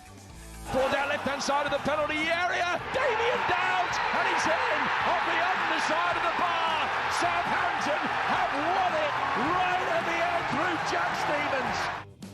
We'll talk the latest transfer rumours later on. Could this Scotsman find himself on the move? He swung it in here. Oh, way through. And Aston Villa have the breakthrough. John McGinn with the tonic. And the Community Shield gets underway today as Liverpool take on Crystal Palace at Wembley. The Premier League title is coming back to Anfield after a 5-year absence. Nobody had Liverpool to win the league, and now you think to yourself, why? Why didn't we see it? I mean, those players, nothing changed. Comes back to Salah, he puts it into an empty net, and Liverpool lead. The other games in pre-season, I think we've conceded a few chances too much. Yeah, that's not what you want, especially not if you play Crystal Palace. Crystal Palace win the FA Cup for the very first time. This is the biggest achievement what we could give to our supporters. You know, it's a long journey to win a cup final. You know, you need to go through a lot of processes, and that club's building and building. Oh, what a strike from Adam Wharton! Another great opportunity, chance to win another trophy, which would be amazing. It's a long, storied history that has always been slowly heading towards this day. So the Community Shield then takes place at Wembley this afternoon. It's live on TalkSport, kicking off at 4:30. Is that right? This afternoon? Was it not 3 No, I think 3 it o'clock? is 3 o'clock. 3 o'clock kick-off, I think. I think that is correct. That is the Leicester Sheffield Wednesday game that kicks off at 4:30. Yeah, it is the traditional curtain raiser, as everybody always calls it, Cass, which sees the Premier League winners taking on the FA Cup holders. And it's the first time that Palace are in this as a result of that victory in May, beating Manchester City. And they were underdogs in that one, probably underdogs against Aston Villa when they beat them in the FA Cup semi-finals, and more than likely underdogs in this one too. But they've got a habit of coming good when it matters. They were really good in the FA Cup this year. I think so. I watched them at Fulham playing the Cup, and they took Fulham apart. And they had some tough matches along the way. You mentioned Man City, obviously, and Aston Villa, Fulham away. They had some really tough games, Palace. Played Millwall as well in the Cup. I was at that game as well at Selhurst Park. They had some tough ones. They did. But as you say, they kind of came through those in great fashion, and which is why a lot of people say they deserved to win that FA Cup. Let's bring in someone, though, who knows what it's like to play in the colours of Crystal Palace. It's John Salako. Good morning, John. How are you? Hi, John. Hi, Kaz. Lovely to have you with us, John. Thank you for being with us today.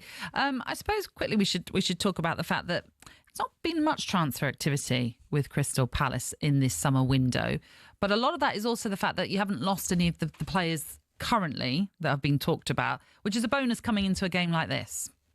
Yeah, that's been the weird thing. I think, obviously, look, it was history making, winning the FA Cup. It was, it was a fairy tale for Palace, and it's where we want to be. And all the time, the fans have talked about wanting to be in Europe and going that next step. And you think, be careful what you wish for. But we finally got there. We got across the line.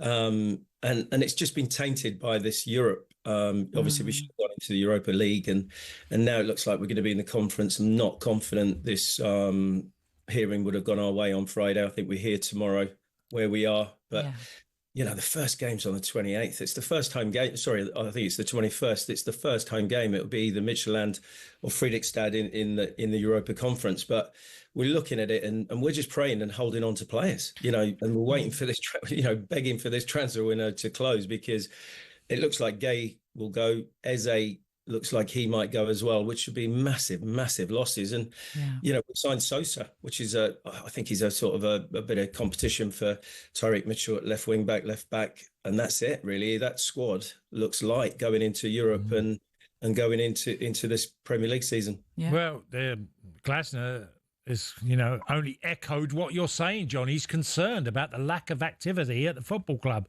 Well, I have said down the years, I was saying to Natalie probably a couple of weeks ago that Christian Benteke is still the record signing at Crystal Palace from 2016-17 season. You've been quite redundant, as in, so many other clubs have broken their club fees for players, and yet Palace, you have to go back that far, which is nearly a decade away. Yeah, it's been very shrewd business from Steve Parish, and we haven't really spent. I looked at last year. We lost Elise and Anderson, and obviously lost AU, and I think Johnson went. We sort of took in about 85 million, and we only spent about 60. And obviously Nketiah has come in for 25 million, and really he's, Mateta's been magnificent, and all the time we just lose good players. We're more of a selling club than a club that's retaining players and adding to it, and certainly to move on we have to start keeping our players and bringing in more, and there's nothing really special coming through the academy. We've got state-of-the-art academy. The ground needs doing. There's so much in the background that's going on infrastructurally. Obviously Steve Parish, he's done such a magnificent job, and I won't knock him in any way. But obviously it's that battle between John Textor that's always been there, because he's a 45% share, or he was a 45% shareholder.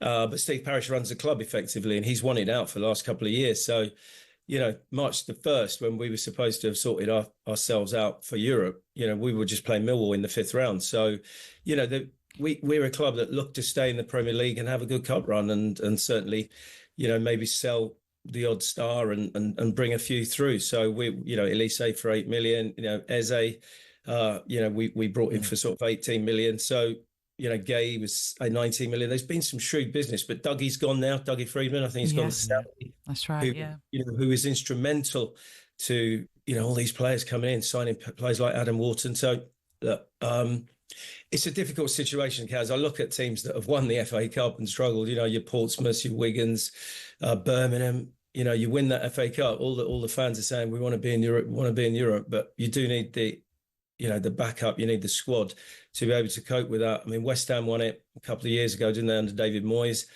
And they really struggled in the league as well. So it's a tough one, but look, we're hoping to hang on to our players. And today's going to be an interesting one. Liverpool have done incredible business. Wirtz, Kerkez, Frimpong, Ekitike coming in, and they might get, I think they'll get Isak as well. So but they're looking up, Diaz out the door. Mo Salah's the one at 33. He's the old boy in the squad. It's a very young squad. Slot looking to build a dynasty with Liverpool. So I think it's going to be a tough game today. But our boys are fantastic. They don't care. They're going to enjoy that stage today and go out and showcase what they can do. And unfortunately for 3 or 4 of them, they're going to be trying to showcase with a view to leaving. Yeah. Mark Gahey, one of those linked with a move. Yeah. Isn't it, to either Newcastle potentially or Liverpool. To be fair, he's conducted himself really well. Oh, yeah. No, of course. Very low That's key. not in debate. Yeah. Yeah. They're very much so. It's going to be interesting, that's for sure. I suppose one thing we could say is familiarity could be on their side because, as we say, it's the same core of Palace players, whereas Liverpool, they've brought in so many. Anyway, and what they're doing, they haven't gelled yet. John, listen, we've run out of time. Thank you for being with us this morning. Cheers, John. Absolute pleasure. Cheers, guys. Thank you very much. That's John Salako, and it is Liverpool against Crystal Palace this afternoon, live in the Community Shield on TalkSport, kicking off at 3.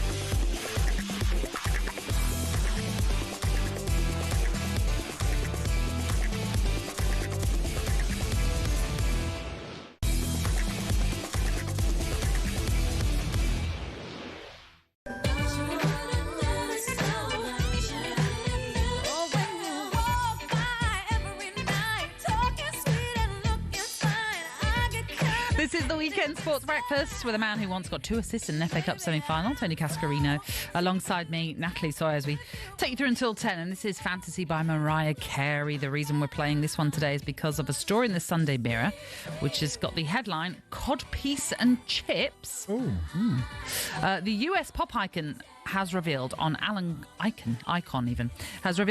Carr's Life's a Beach podcast that she's a big fan of traditional fish and chips. But the singer, who recently played a show in Brighton, confessed, I don't like the vinegar that goes with it. I'm not about curry sauce. I really don't like curry. All right, then. What do you like? Mushy peas. Do you know, I would never go mushy peas. Oh, I do. I like them. No. I like gravy as well with chips. Well, I like chips and gravy, but not with your fish. No. No, you wouldn't have fish and chips and gravy. You wouldn't do that all in one.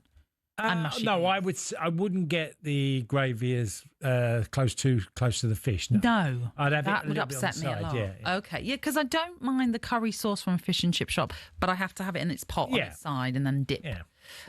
Yes, I mean sometimes you just can't beat a bit of fish and chips. I love chippy. fish and chips. Yeah. Apparently, there's a very, very good one in Fulham. Oh, don't have to go to the seaside, Nat. Oh, there's apparently a very good one in Fulham. I do not know. Someone recommended it to me. Oh, right. Yeah, on the Fulham Road. Okay. Yeah. Well, I don't know. I don't know. I can't remember the name, but someone had recommended so me to go glad there. You can offer the expertise of a fish and chip shop in Fulham. What is your favourite takeaway? Probably Thai. Yes. Probably. Yeah, I'm with you. I say that because I have a bit of trouble with spice. It gives me gout sometimes. Yeah. So I have to be careful of what I eat. But I do enjoy it, and I feel it's the most healthy of the takeaways. Yeah, but it offers everything, your nice stir fries and your curries. And yeah, I'm with you. I like it a lot, Thai. Right, let's get you the latest odds from Coral. The Coral Daily Download on TalkSport. Brought to you by Coral, the home of the free-to-play Golden Rewards Shaker. 18 plus max 1 reward per player per selected Shaker day. 8 a.m. to 8 p.m. Restrictions and T's and C's apply. Gambleaware.org. Simon Clare, good morning. Favourite takeaways. That's the topic for the Sunday morning sports debate. Tell us yours. Indian food all the way, I think, probably for me. I'm a big Indian fan. I had one last night, actually, lazily. After doing a food shop, I came back home and thought, order an Indian. We've all done that. It's terrible, isn't it? Saturday night, you've got to treat yourself. Especially weekends, Simon. I know. Come on. Weird, isn't it always the tradition that fish and chips, which again is great, by the way, isn't they in theory, they're never open on a Sunday evening, aren't they? That's always the tradition. But I think it was for the delivery of the fish or God knows what. But actually, these days, you can always find a fish and chip shop open. Yeah. I do like rock. I prefer rock as the fish. Yeah, rather than the cod or the haddock. Yeah.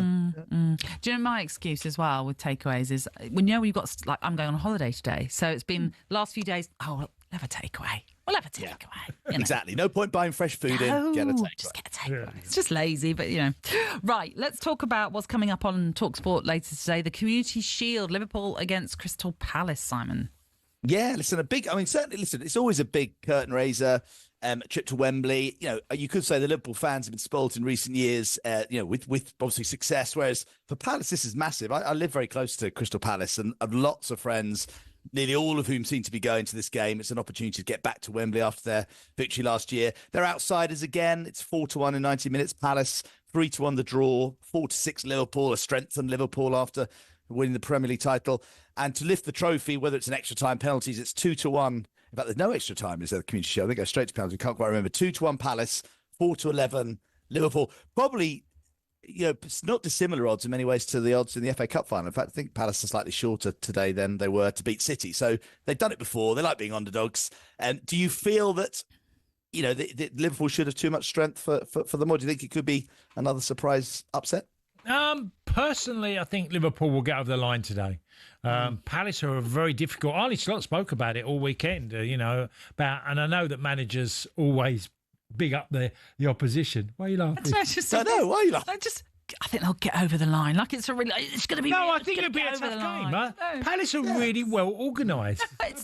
Sorry, but it just makes me laugh because the term of getting over the line feels like it's been a really hard season. I think they'll get over the line. No, they've had our pre-season. I know what you mean, Cass. No, I think they'll just have a bit too much especially when you talk of all the substitutions you can make. Liverpool have got an abundance of players, so I think they'll go over the line. And it is silverware, though, isn't it? I mean, at the end of the day, it's a trophy you can lay claim to. And you should listen. I think it'll be a good game. Palace, as you say, there's plenty of players like you were previewing the game. Eze, Gabe, and from the clubs that all want to make an impression, as Eze did on the FA Cup final. So Palace, Liverpool. I'm old enough to remember that, this was always the big game, the 4-3 at Villa Park with Alan Pardew scoring the winner, the 9-0 defeat at Anfield. So, going back over the years, Palace Liverpool's a cracker. 7-0 at Crystal Palace as well. Yeah, the 3-3 draw actually cost Liverpool the title. Remember the year of the Gerrard slip, and they were 3-0 up, and Palace came back to draw 3-3. That was. He's outdone me there. Look. He has outdone me. Do you know, I'm grasping. That straight after that Palace game, I hosted the end of season Liverpool Awards. You can tell that wasn't the best of atmosphere. No. The mood must have been a tad flat. Yeah, even though we were like, you never know. But it didn't quite work out, unfortunately. By the way, you're right. It goes straight to penalties. No extra time, the Community Shield. So what about a little bit later on in the Championship when Leicester take on Sheffield Wednesday? Wow, this will be interesting odds. Well, Leicester heavy favourites, 2-7. Leicester 5-2 on the draw, 9-1 Sheffield Wednesday. Yesterday, the Championship's brilliant. Yesterday, Bristol City beating Sheffield United 4-1 at away from home. Millwall beating Norwich. I think it was the first time in 60 years they've won at Carrow Road. Portsmouth, Steve-O somewhere smiling. Portsmouth get 3 points on the road against Oxford to start the season. But we think Leicester should be too strong at home, even with obviously both clubs are in the news for outside of for various issues. But do you think Leicester should win? They should win, but you never know the battling qualities that the remaining players that are still at Sheffield Wednesday are certainly going to fight for everything they can get out of the game. So, Simon, just a quick one on the odds for the Championship. I saw Stoke at 40-1. I think you mentioned it yesterday at 40-1. Are they still that high? Because obviously they're. I mean, I know you react very quickly to a win. But how much have you dropped them? I think they were 40-1 yesterday. Yeah, well, they are still 40-1. Still 40-1 to win the title. Promotion, mind you, is probably the key thing here. They're 9-1 for promotion, a top 6 finish, which would get them in the playoffs. They're 4-1. So 4-1. So yeah, we to be fair, actually, I know you're right about the traders can sometimes react quite quickly. Actually, with the Championship, I think the first game hasn't swayed too much the betting just because it's such a long season. But just to come back to today's team, you look at the relative fortunes expected. Sheffield Wednesday are 1-3 to be relegated. They're 250-1. They're the biggest, the shortest price for relegation, the biggest price for the title and for promotion. Whereas Leicester, 7-2 to be promoted, but they're still just 8-1 to be relegated because that's the nature of the Championship. You never quite know what season you're in for unless you really are one of the strongest sides. So, yeah, key game today for both clubs as they start out on interesting seasons. And just quickly, in Scotland, Celtic are in action? Yeah, Rangers drawn their first 2 games. They're the second favourites. It's 1-4 Celtic to win the title, 130 Rangers, they hit the historic rivals. But Rangers haven't got off to the fastest start. Celtic are 3s on to beat Aberdeen, who lost their first game. So we're expecting a Celtic away win, 7-1 Aberdeen. But again, it's football. You never know. They are away from home. But Brendan Rodgers seems to have got Celtic rolling early. Brilliant, Simon. Thanks you. Simon. Enjoy your Have a lovely day, guys. That was a look at the latest odds with Coral. It's 18 and over. BeGambleAware.org. Please do gamble responsibly. The Coral Daily Download on TalkSport. Brought to you by Coral, the home of a free-to-play Golden Rewards Shaker. 18 plus max 1 reward per player per selected Shaker day. 8 a.m. to 8 p.m. Restrictions and T's and C's apply. GambleAware.org. Well, we've been speaking about Celtic just then. On the way in just a few moments, we're going to be bringing you our latest music act to join us, and they happen to be Celtic fans.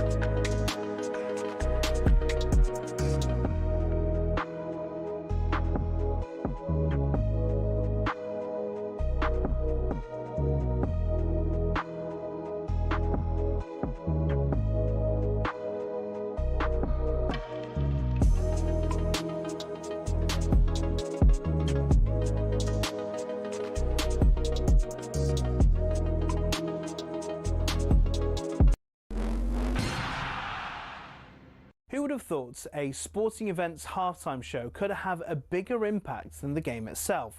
That seems to be the case with the Super Bowl halftime show. In 2024, Usher brought in an audience of 180 million worldwide, the biggest in the event's history. But how did singing and dancing get to be the centrepiece of America's biggest sporting event? The first Super Bowl was held in 1967. Initially, the halftime show was a display purely for the fans in the stadium, with marching bands, dancers and American patriotism for all to see. And that's what it was for the first few years. Disney had a go with a few questionable displays in the 1980s, but it wasn't until 93 that we got the first glimpse into the future of halftime shows. Michael Jackson's stellar performance gave NFL execs something to think about. A raft of massive names followed, including Diana Ross, U2, Janet Jackson, who gave us the most famous or infamous wardrobe malfunction of all time. So how many people are involved? To give you an idea of the scale, Rihanna's 2023 performance included 800 people, and experts reckon it cost $13 million. What's even more impressive than some of the names on the bill every year is the fact they do it for free. The artists know the exposure they'll get from doing the show will rocket them up the charts across the world. The Super Bowl halftime show will be a fixture in pop culture for years to come. So the question is, who next?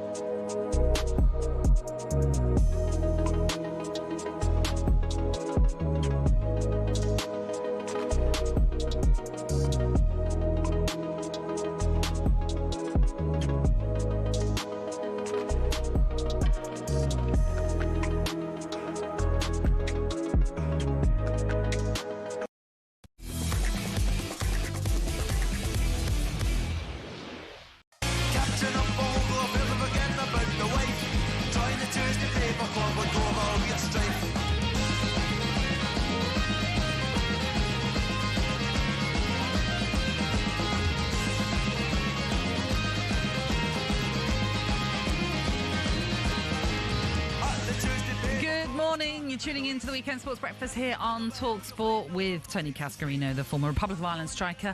And I'm Natalie Sawyer. We are with you until 10 o'clock this morning. We're just listening into a little bit of Tuesday Paper Club by the Celtic band Rogale. And I'm pleased to say that joining us here in the studio, members of Rogale, is Aidan and Daniel. How are you? Have I said that right? Is it Rogale? Rogale, yes. Rogale. Just checking. And first and foremost, Aidan, we must come to the T-shirt that you're wearing. Yes. Because Cass picked it up straight away. An Italian 90, the infamous year for the Republic of Ireland at the World Cup. Well, Yes. one of the most infamous years, I suppose. Fabulous tournament. And, Yeah. It's. I remember. As soon as I saw the T-shirt, I recognised the symbols and the way it was designed of Italia 90. Yeah.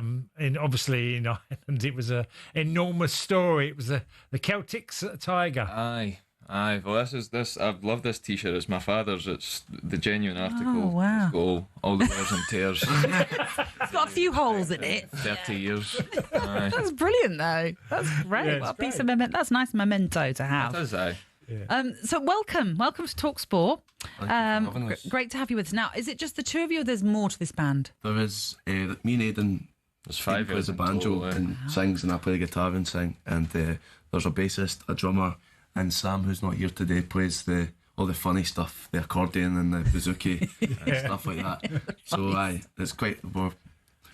We have a folk band, but we're also as much a loud punk rock band at the same time. I saw that. Yes. Yes. Quite, because the way it's described, folk, punk, indie, pop. You're kind of covering a lot of bases. Yeah.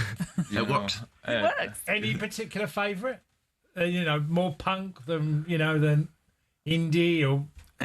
I like my punk stuff. I do. Because I grew up in that era. Yeah. The punk of the 70s, late 70s, and all the punk bands. Well, it's like the Clash and the Pogues. They're definitely there. Well, the Pogues are huge in Ireland, and Absolutely. Dirty Old Town, and a great band. That's a huge influence on us, the Pogues. But then also we like all your British stuff as well, the Stone Roses and everything like that. So it's a bit of like we'd say it's sort of indie folk, but with a punk kick up the So how long have you been going? Well, we started as a wee acoustic kind of thing before COVID, and then when COVID hit, a lot of bands were kind of out of action.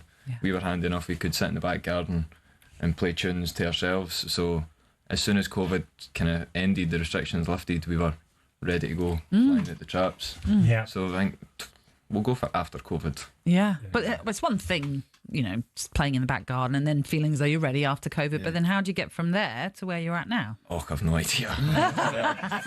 we play a lot of shows, you know what I mean? We've always been very busy in the way that we're always playing live shows, you know. What we do, you know. Yeah, good. Yeah. And we would never like say no to any show. So I suppose that's why you're here then. A lot of people, pretty much.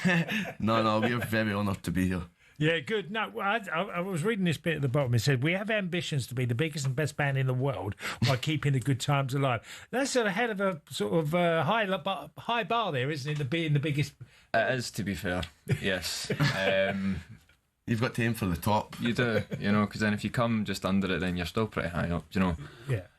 We say a load of things, whether we mean them or not. In the moment, you say. But, you know, right here, right now, that is absolutely my ambition. Nice. I like that. Well, why not? You have to aim for the top. You've got to do it. Hopefully. Interestingly, we were obviously listening into the song Tuesday Paper Club, which is part of the same titled album. Yes. Is that right? Which is coming out in October. Is that correct? 17th am I wrong? No, it doesn't say. It just says October 2025. 17th of October, Tuesday Paper Club comes out. That'll be our debut album. Amazing. Right. And is it right you recorded it on the Isle of Lewis? Yes, right. I mean, why on earth did you end up going somewhere so remote? Well, it's amazing. We thought that, you know, we wanted to get totally immersed in it. Yes. Do you know what I mean? So we sent ourselves away into the wilderness, and you were out there. Yeah. You know, an hour. Well, it's a huge area, isn't it? It is. Oh, it's beautiful. It's like, so where we came in was Stornoway. We got in at Stornoway, and then from Stornoway, which is like the main sort of town, the only real settlement there, and then we had to drive for 40 minutes through mountains and lakes and everything to get to the studio. Right. So I think it's the most isolated studio in the UK. Sounds like it. Yeah, and it was like state of the art, and we looked over a big bay, and it was really like a beautiful experience. We were there for just over 3 weeks. Yeah, it was good to totally immerse ourselves in it and get away. No pubs. No pubs. No, but we got beer delivered every day. I was going to say, I mean, I'm not sure they have Deliveroo or whatever, but you can still get someone to help you out. We were sound, but it was amazing. I'm sure what an experience! What a way to do it! Yeah. I love it. That's why when I saw it, I thought, "Hang on, you've had to go on a boat, no doubt." A couple of boats. A couple. Oh my goodness! You're braver than me, I must say. We should talk a bit of football, if you don't mind. Are you Celtic fans? We are Celtic fans, yes. Okay, all right. Well, Cass knows kind of what it's like to play for Celtic. Yeah, I was there. I didn't have my best time playing football at Celtic, but it's an incredible football club, and I was taken away by, and not only with that, with Rangers as well, the rivalry that we all hear about, and, you know, we talk, and it's an incredible derby. Yeah, it is. Being part of that, it's just madness. Aye. It's a huge thing. We're very proud to be Celtic supporters, you know what I mean? As you'll know yourself, it's not just supporting a team. No. It's the way of life, you know. Well, I joined and I played my first game, and after the game I got one of the secretaries said, you're going to have to go to Inverness after the game. I said, why? He said, well, there's a Celtic boys club, you need to go along, and you're going to have to sing a song.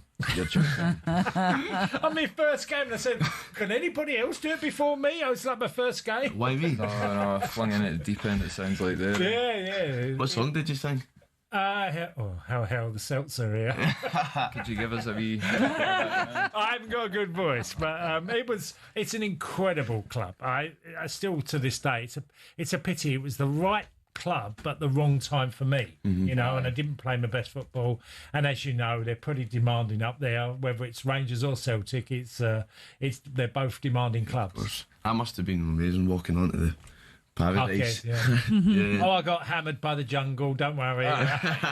Did you? It just comes with the territory. Well, you've got your second game today against Aberdeen, having got off to a winning start against St Mirren.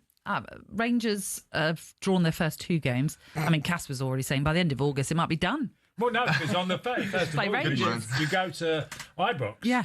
I said, if you win there, I said, that gap would be huge by then. We'll see what happens today anyway. Do you know, I've been caught out a few times giving it the big one after Rangers dropped points and Celtic have not played yet. So, you know... All right. Yeah, low key. You're reserving your judgment. It'll be a challenging game for Celtic today. I must say we were lucky the last game. St Mirren. Yeah. So I think, you know, just go up there, play good football, you know. A lot of people speak highly of St Mirren, about what they've achieved, and you know, for such a small club to develop what they've got, the infrastructure that St Mirren is. Oh, aye, they're very cool. Yeah, and we must shout out Falkirk FC as well, our hometown, because they've been amazing recently. Back to back. They're up in the top flight of Scottish football for 15 years or something. Yeah, so it's good for the town. And funnily enough, are you playing them in the League Cup? Is it? We are, yes. That's next week on Friday. Yeah. I wasn't aware of it. Oh, see, split loyalties maybe for that one. The last time Celtic played Falkirk, they had us on the ropes till about the 70th minute, and then we it was tough. Goals. It was, oh man. We wouldn't have that down. Well, they're a good team, our Falkirk. There we go. Not as good as Celtic. No. Well, you know, you've been dominant in the Scottish Premiership of late, certainly. Right, you're going to play, aren't you? Is it the Tuesday Paper Club song you're going to play for us? Yes, a wee wonderful acoustic number. Yeah, that'd be lovely. Well, please get yourselves ready. We'd love to hear. Okay, thank you. Zayden and Daniel from Rogale. Part of Rogale, I should say. Oh, I love that. I'll try not to swear. Please don't. All right.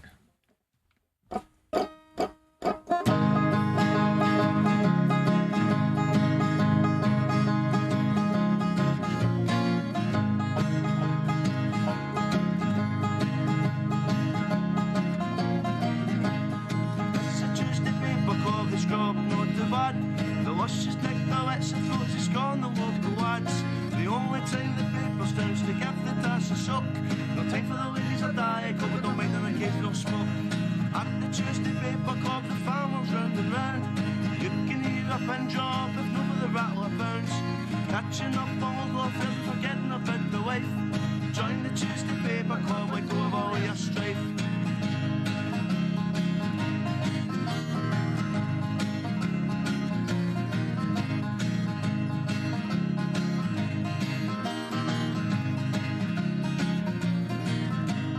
At the Tuesday Paper Club, they're chatting the Middle East.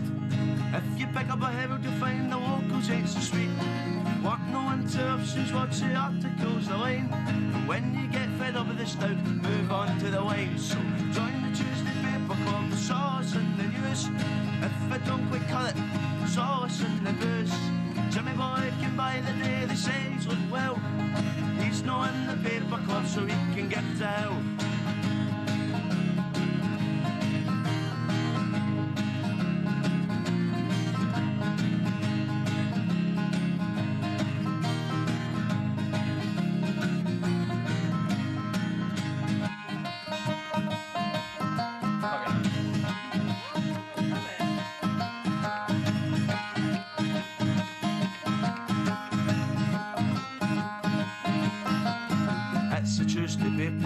Chat in the Middle East. If you pick up a herald, you'll find the locals ain't so sweet. Want no interruptions, watch the articles align. And when you get fed up with the stout, you can move on to the wine. So join the Tuesday Paper Club, the sauce and the news. If I don't quite cut it, the sauce and the booze. Jimmy boy can buy the day, the says look well. He's not in the paper club, so he can go to hell.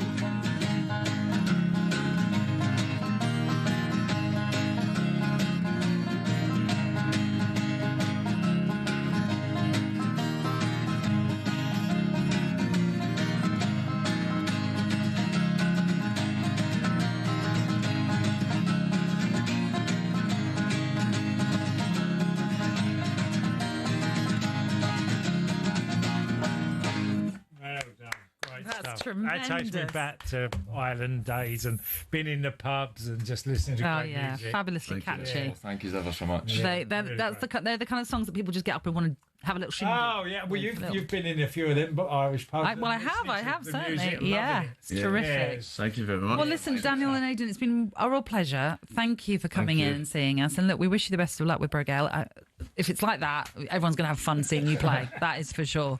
And we can check you out where? Social media, Spotify, everything We've like got that? Spotify, Apple Music, all the social medias, and we're going on tour in September, end of September, right through October. So I don't have the dates in the top of my head, but we're all over the country. On your social media, they can find the dates. Yeah. Fabulous. Well, we wish you all the best for that as well. This is the Weekend Sports Breakfast on TalkSport with with NordVPN. Cybersecurity built for every day. Find out more at nordvpn.com/TalkSport.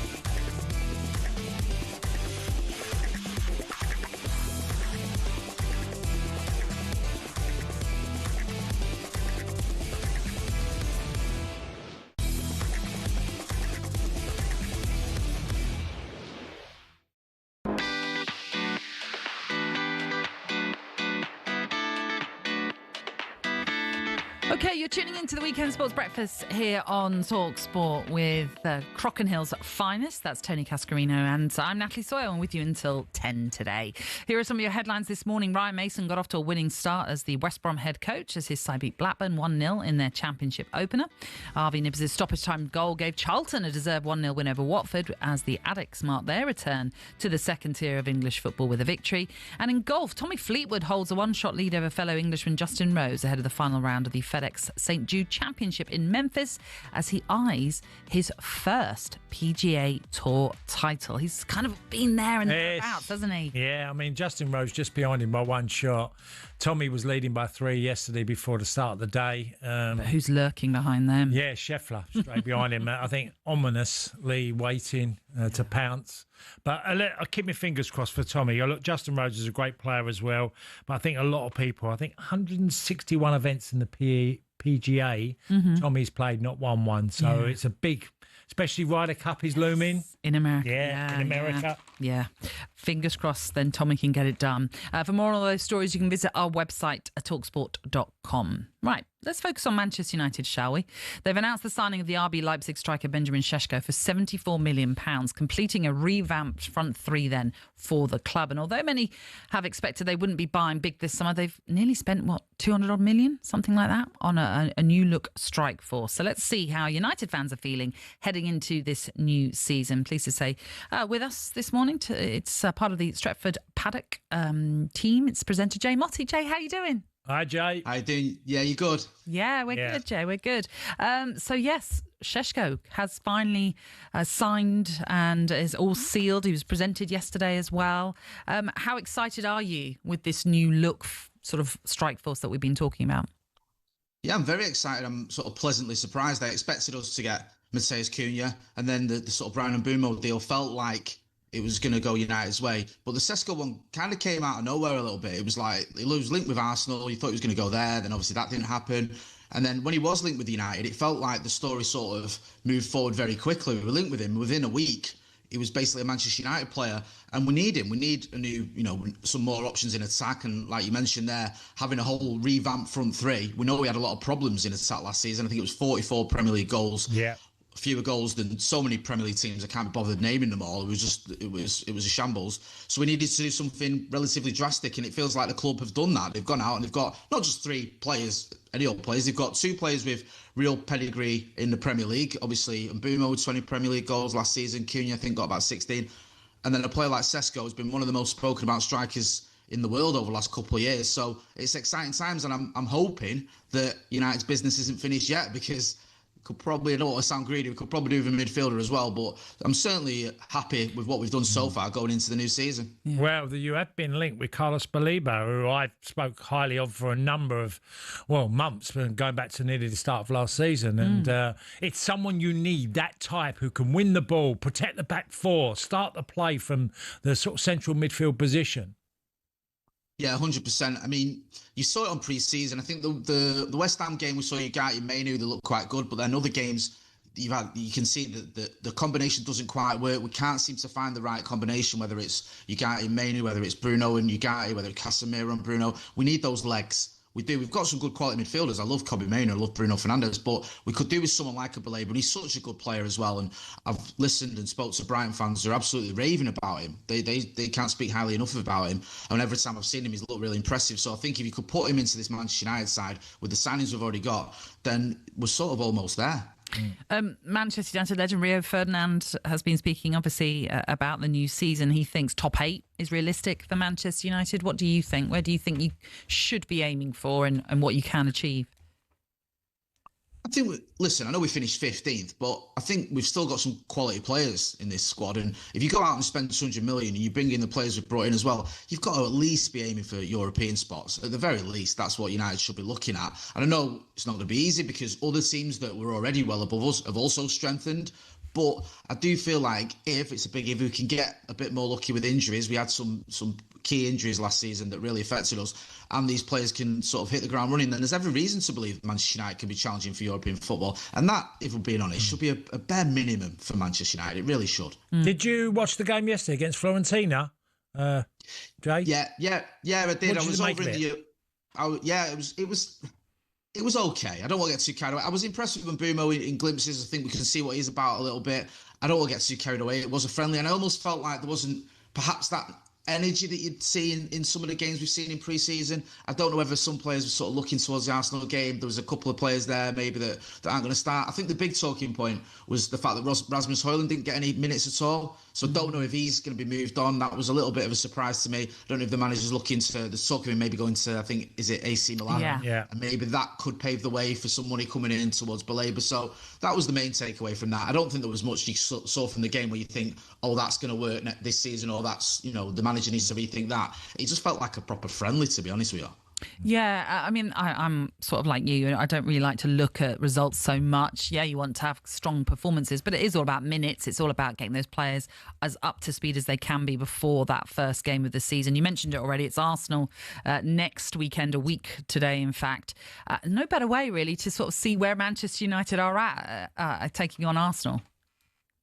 Yeah, this is going to be a difficult game. Arsenal finished, second? Is it last 3 years? We know they're one of the best teams in the Premier League. But if Manchester United do, like you say, want to see where we're at, then it's better to face a team that are a strong team, that are a fancied team, rather than facing someone that's going to be near the bottom of the table. So it's going to be difficult, but we've brought in new signings. Also, Manchester United at Old Trafford, despite our recent troubles, I'd always fancy us at Old Trafford to beat anyone. And I think our record against Arsenal is pretty decent. So, yeah, it'll be a good test, but I'm hoping that if we can get that result, then that shows that Manchester United have sort of, I won't say that's it, we've turned the corner now and putting that season behind us, but it will show that we're certainly moving in the right direction. Brilliant. Jay, thank you for being with us today. Great to have you on. Stretford Paddock presenter Jay Motti there. And don't forget, our coverage of the Premier League returns on Friday as we bring you the opening game of the season as the champions Liverpool begin the title defence at home to Bournemouth. Our coverage gets underway at 7, kick-off is at 8, and we'll bring you every Friday night and Monday night game this season, plus your Saturday 12:30s as well, and the bonus midweeks that will be coming your way. We are your home of football with more commentaries than anywhere else. This is the Weekend Sports Breakfast on TalkSport with NordVPN. Get your TalkSport exclusive offer today with 72% off a 2-year plan, an extra month and a £50 Amazon gift card for free. Terms and conditions apply. Find out more at nordvpn.com/TalkSport.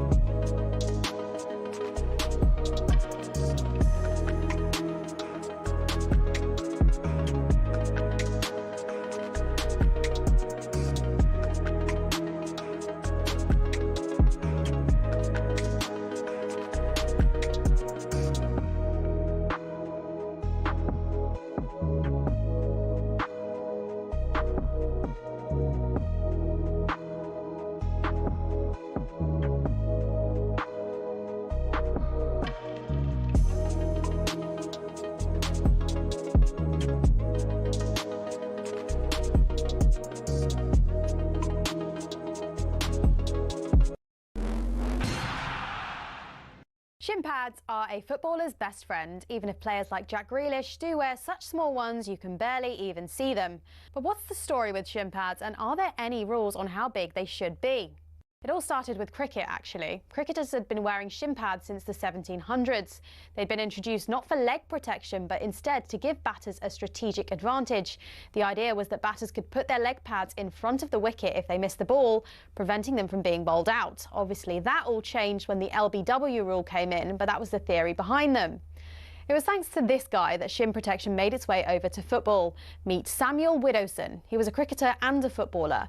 He played for Nottingham Forest back in the late 1800s, and he wanted a way to protect his legs from nasty tackles.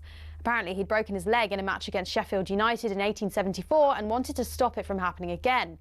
Naturally, his mind drifted to his other favourite sport, where players had been wearing these pads. Story goes, Widdowson cut up his cricket pads, sewed them into his socks and popped them on before taking to the footy pitch. Ta-da! Shin pads. Like all great genius inventors, everyone took the mickey at first. To be fair, he probably looked quite stupid running around with these on. But it's thought his whole Nottingham Forest team then began wearing them from 1887, and the first known use of them in a match was in 1894, in a match between Newcastle and the then Woolwich Arsenal. Eventually, FIFA clocked on that this protection was pretty important for footballers. Multiple studies have shown wearing shin pads clearly reduces the risk of players getting lower leg injuries. And so in 1990, basically 100 years after Widdowson first put them on, shin pads were made compulsory. It became a part of Law 4 of IFAB. That's the body responsible for setting the laws of the game internationally. But the law doesn't actually specify anything about measurements of shin pads. It just says pads must be made of a suitable material and be of an appropriate size to provide reasonable protection. It's really vague and players can get away with a lot. A lot of grassroots clubs are choosing to ban micro shin pads for obvious reasons though, especially after a 15-year-old player from Penistone Church broke his leg while wearing them. Still no change from IFAB though. That's why Grealish & Co can still get away with these ones, which are no bigger than a credit card and which seem to offer little to no protection whatsoever.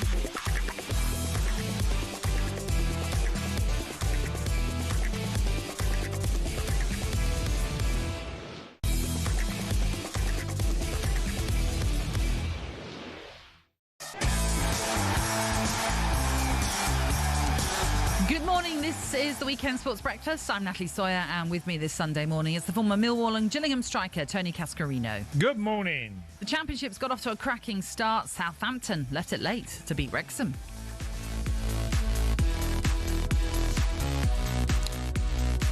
We'll move on. Down left-hand side of the penalty area, Damien Downs, and he's in off the underside of the bar. Southampton have won it right at the end through Jack Stevens. Indeed. We will talk the latest transfer rumours shortly. Could this Scotsman find himself on the move? He swung it in here, all the way through. And Aston Villa have the breakthrough.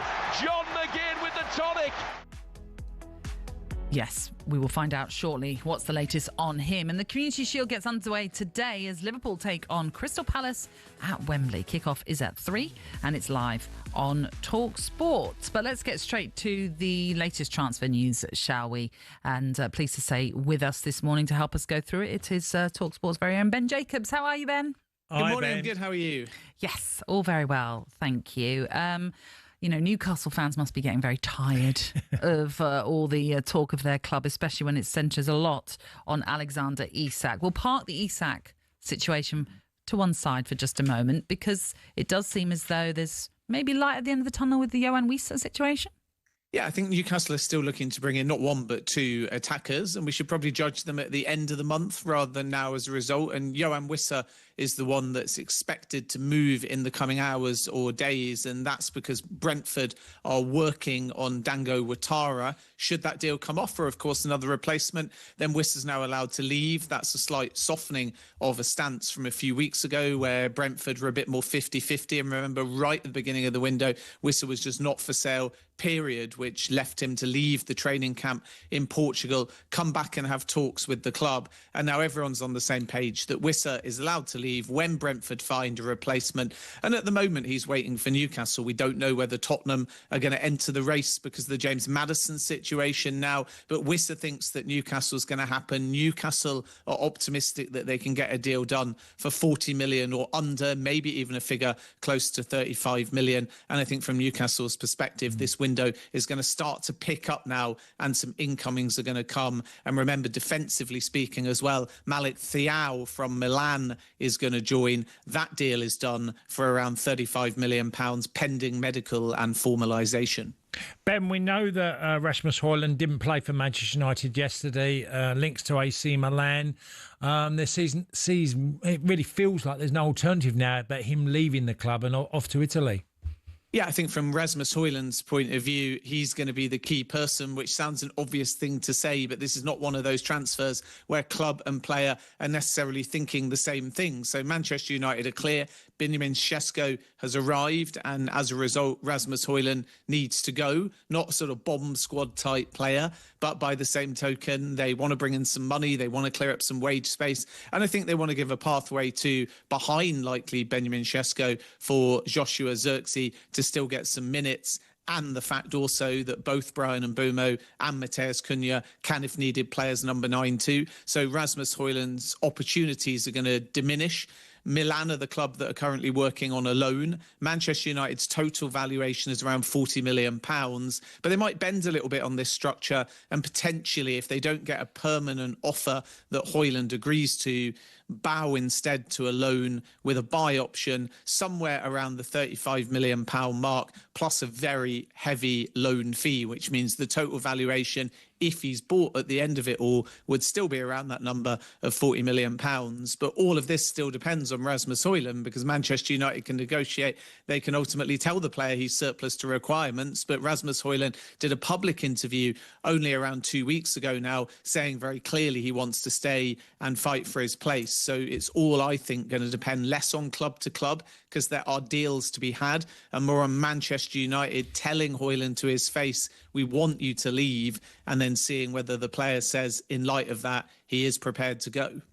A slightly different situation with Alejandro Garnacho, who's made it quite clear he wants to go, Ben. Yeah, Alejandro Garnacho wants Chelsea. My understanding is it's not really a straight choice in Garnacho's mind between staying at Manchester United or Chelsea. Garnacho's done at Old Trafford, and Manchester United want him gone as well.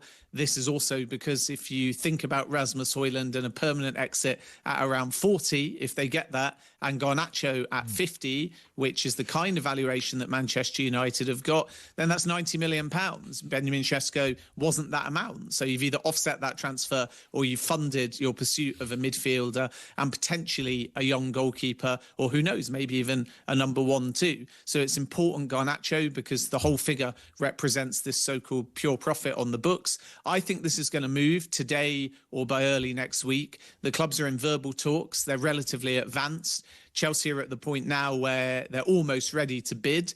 And I think from Garnacho's point of view, he expects the move to happen. It's just what the final number is, because Chelsea are looking at Manchester United's urgency to sell and an unhappy player. And they're thinking, can we do it for 35 or 40 million pounds? Manchester United are looking at Noni Madueke, 52 million, Anthony Elanga, 55 million, and saying there's no way that Alejandro Garnacho should be significantly south of those kind of numbers. And that's where their 50 million asking price comes from. Ben, towards the end of last week, he came out that Manchester United had an interest in Carlos Baleba. How much do you think that's real hard fact now? And is it one that's probably not going to happen and might happen a year later? Yeah, I think that's probably fair. The Manchester United interest is genuine. They're speaking to the player side and they know that the player is keen on Manchester United. But sometimes when a player's keen, it can be for the long term. And sometimes when clubs make an approach, it can be for legwork. So when you eventually find the players attainable and there's maybe heavy competition, you know that you've got that long-standing relationship. And that, in my view, helped Manchester United with Sesko as well, because they pitched to the player 12 months ago. Newcastle's contact for Sesko was first 2022. So Manchester United had a bit more previous history. That said, players' heads can be turned. We're seeing that with Alexander Isak. But you feel like Brighton work in a very clear way. They don't give prices to suitors. They sell at their own valuation. They always get serious money in for big players, as proven by Moises Caicedo. And it may be, as you allude to in your question, that this is more feasible on the club-to-club side in a year's time. And that's kind of where we're at the moment. And for it to change, you would think Baleba would really have to push now. And the other factor is, even if Brighton and Hove Albion did say we're prepared to sell, Manchester United might have to find minimum £75 million. And a lot of people think that's far, far too low, and it will be significantly more than that. And part of, I think, Brighton's reluctance is not, is there or isn't there a number now? It's the fact that they think this player is going to continue to spike. So in 12 months' time, their belief is he can be sold for similar money to that they sold Moises Caicedo to Chelsea. So when you have a player you feel will grow even further and very quickly in value, Brighton's model may lean towards waiting. And that's why, even though Manchester United are trying on the player side, it might be difficult this summer. Elsewhere, John McGinn, let's talk about him potentially leaving Aston Villa, or certainly is attracting interest from elsewhere. What can you tell us about him? Yeah, it's a fascinating situation, and it's the same for Jack Grealish as well, where Everton are being highly ambitious with midfielders or wide attackers that they feel can really make a statement as they head into their new stadium and give them this kind of proven Premier League experience, which we know David Moyes has always liked, going back to West Ham. Even Everton not afraid, therefore, to sign a slightly older player. They've made an approach for John McGinn. It's not the first one that Villa have had this window, and Everton have been told pretty categorically that Villa don't want to sell, and I think it's going to be difficult, therefore, for them to pull off McGinn unless they're prepared to maybe offer something over 40, if not 50 million pounds. And for John McGinn, with his contractual situation, his age, that's going to be difficult for Everton to pull off. But keep an eye on Jack Grealish, because those talks are a bit more positive. Everton are engaged with Manchester City. They want a loan. It will require Grealish to make a wage concession. It's not a given the deal happens, but the point here is Grealish is doing everything, whether Everton or elsewhere, to find a Premier League move, to get playing regularly, because he knows, like Jordan Henderson, who's now at Sunderland, like Ben Chilwell, if he leaves Chelsea, like Ivan Toney, even though he's in Saudi Arabia, these older players that are either not playing or out of form or in different leagues, they've all been told the same thing by Thomas Tuchel, that if you start playing regularly, you're judged from day one of next season. And if you do the business over a year, you'll be on the plane. And I think Henderson moving to Sunderland was informed by that conversation. And obviously, from Grealish's perspective, he knows if he's playing every week for Everton, that can definitely still give him a chance of going to the World Cup. And this is why I think he is prepared to make a wage concession to try and find a move within the Premier League. Terrific, Ben. Thank you as always. Thanks, Ben. Thanks, guys. Great to have that update from our Ben Jacobs there. I quickly wanted to get to this message because it came in earlier, and I've kept it up here on purpose.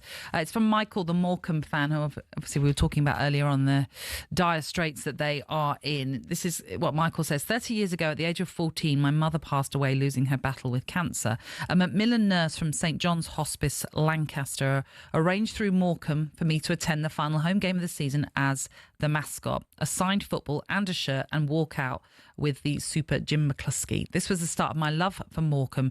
Since then, my wife and children have all been brought up with the club. It is a huge part of our family. Morecambe means so much to me and others like me. This is what Jason Whittingham and Bond Group are destroying. And I just wanted to highlight that one because that is it. And I know everyone will know stories like that of fans at your club. And indeed, we all have our own stories being fans of our club, but this is the situation that Morecambe are finding themselves in. They're 10 days away from potentially, being non-existent when it comes to the National League and being completely expelled from it.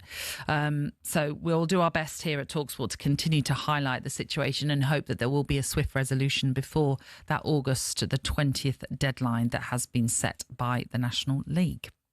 OK, this is the Weekend Sports Breakfast on TalkSport with NordVPN. Cybersecurity built for every day. Find out more at nordvpn.com/TalkSport. And on the way next, we'll focus on the Community Shield at Wembley.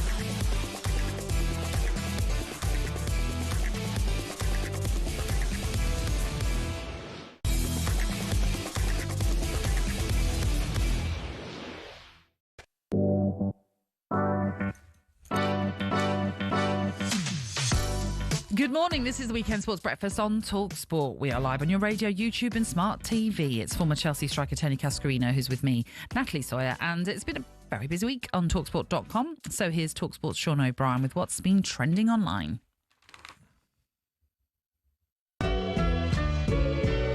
Plenty for you to read and watch over on TalkSport.com. So let's start in the world of darts, where Luke Humphries was on the wrong end of a whitewash down under.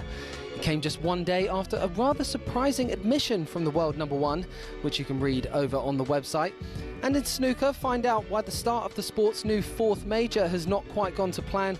And if you keep scrolling on the TalkSport homepage, you'll find all the latest from the world of US sports, including NFL rookie Shedeur Sanders taking pre-season by storm. There's all of that and more over on TalkSport.com.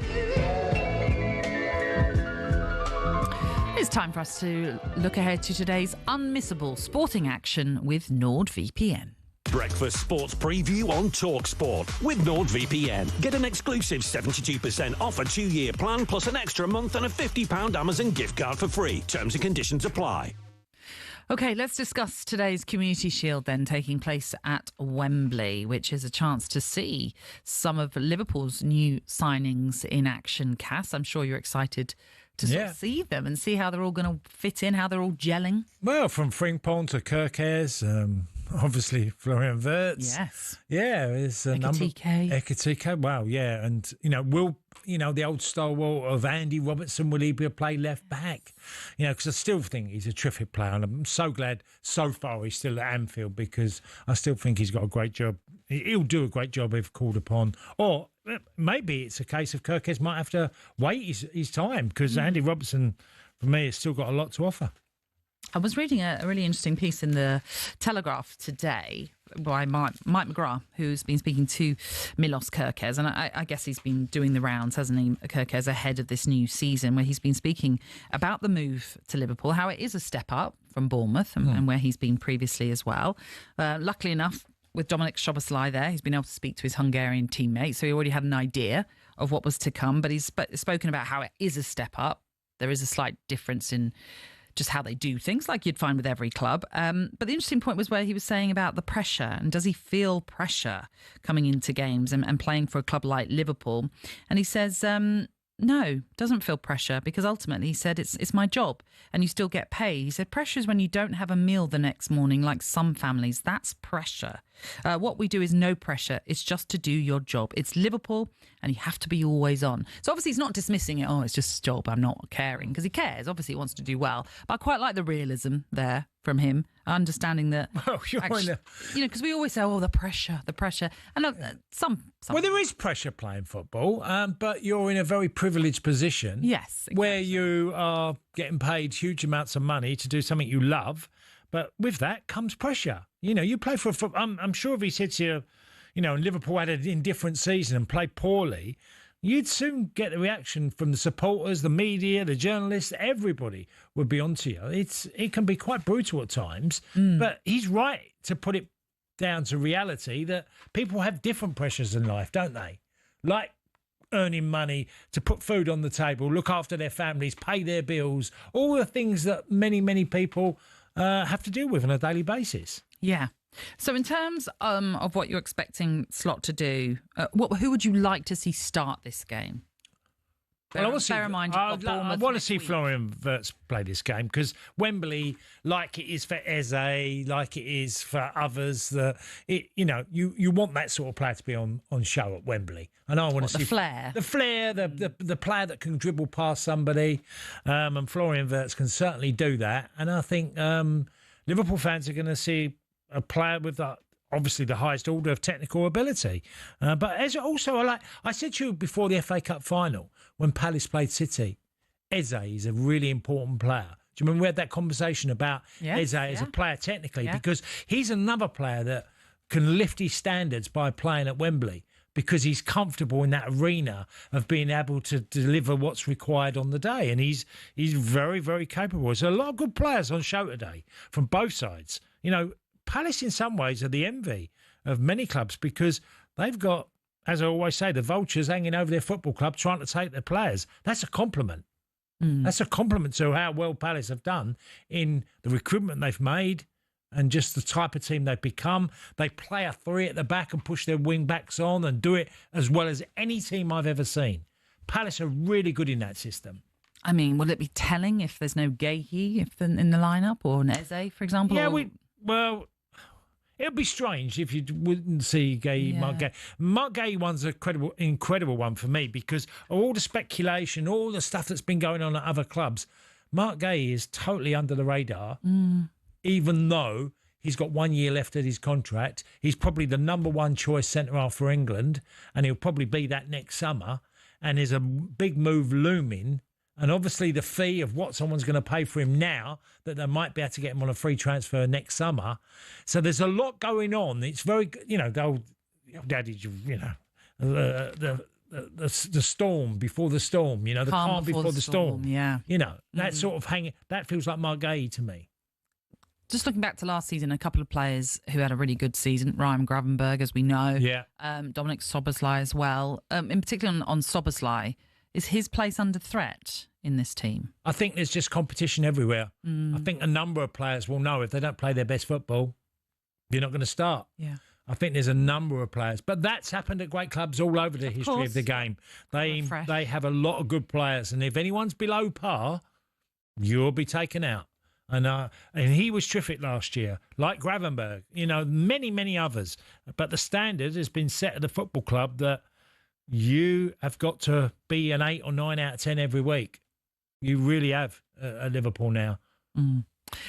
We are just hearing from our football correspondent Alex Crook that Mark Gahey is likely to stay at Palace. Oh, right. Wow. This summer, which is big news for them. Yeah, well, I mean, they would have been looking for a big fee, but he stayed last year, didn't he?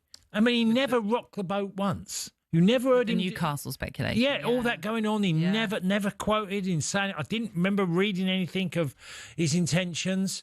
And if he's going to go on a free transfer, he'll be. Well, but this is it, isn't it? If he stays, has he got a year option? Is it? Well, I don't. Because that's not. I'm not quite sure. And I don't see it. Is he going? Normally, there's a website that does tell you that, and it doesn't suggest that. Yeah, because it feels like to me, if that was the case, then you understand why they're not selling him. Yeah. But they don't want him to go for free. So it's either you sign a new deal with he had a year with option, a supposed gentleman's agreement, or they cash in maybe January, I suppose. Well, if he has a decent season, and I wouldn't see any reason why he wouldn't, if he has a decent season, there'll be a lot of clubs wanting him.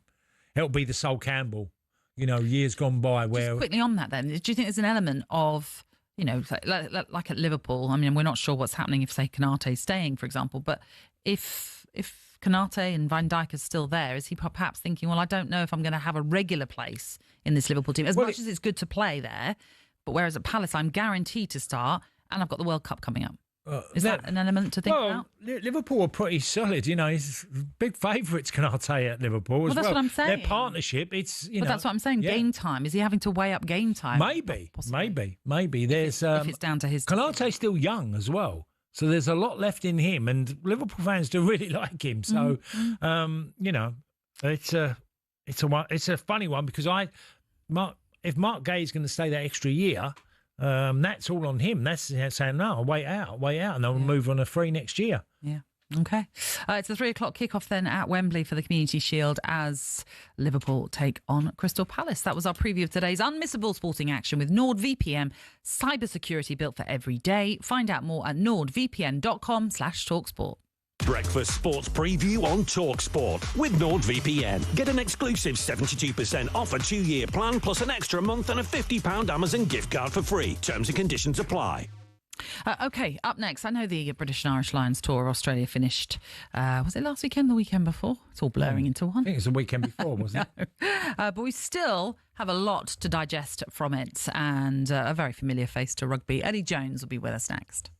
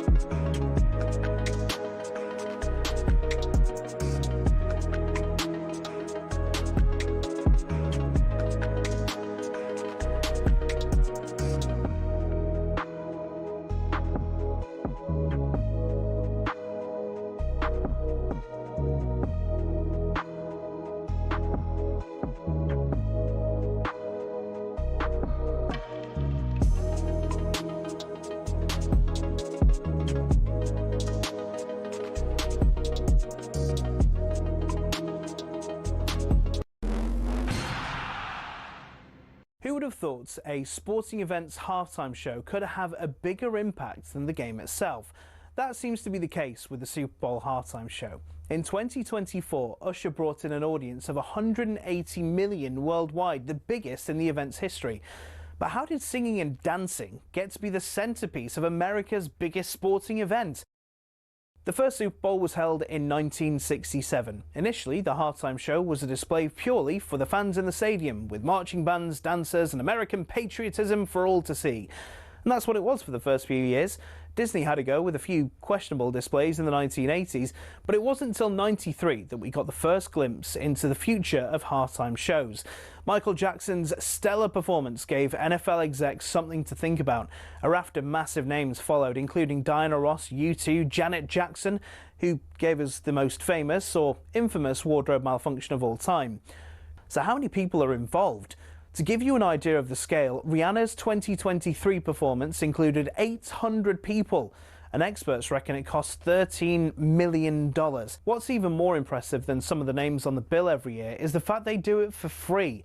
The artists know the exposure they'll get from doing the show will rocket them up the charts across the world. The Super Bowl halftime show will be a fixture in pop culture for years to come. So the question is, who next?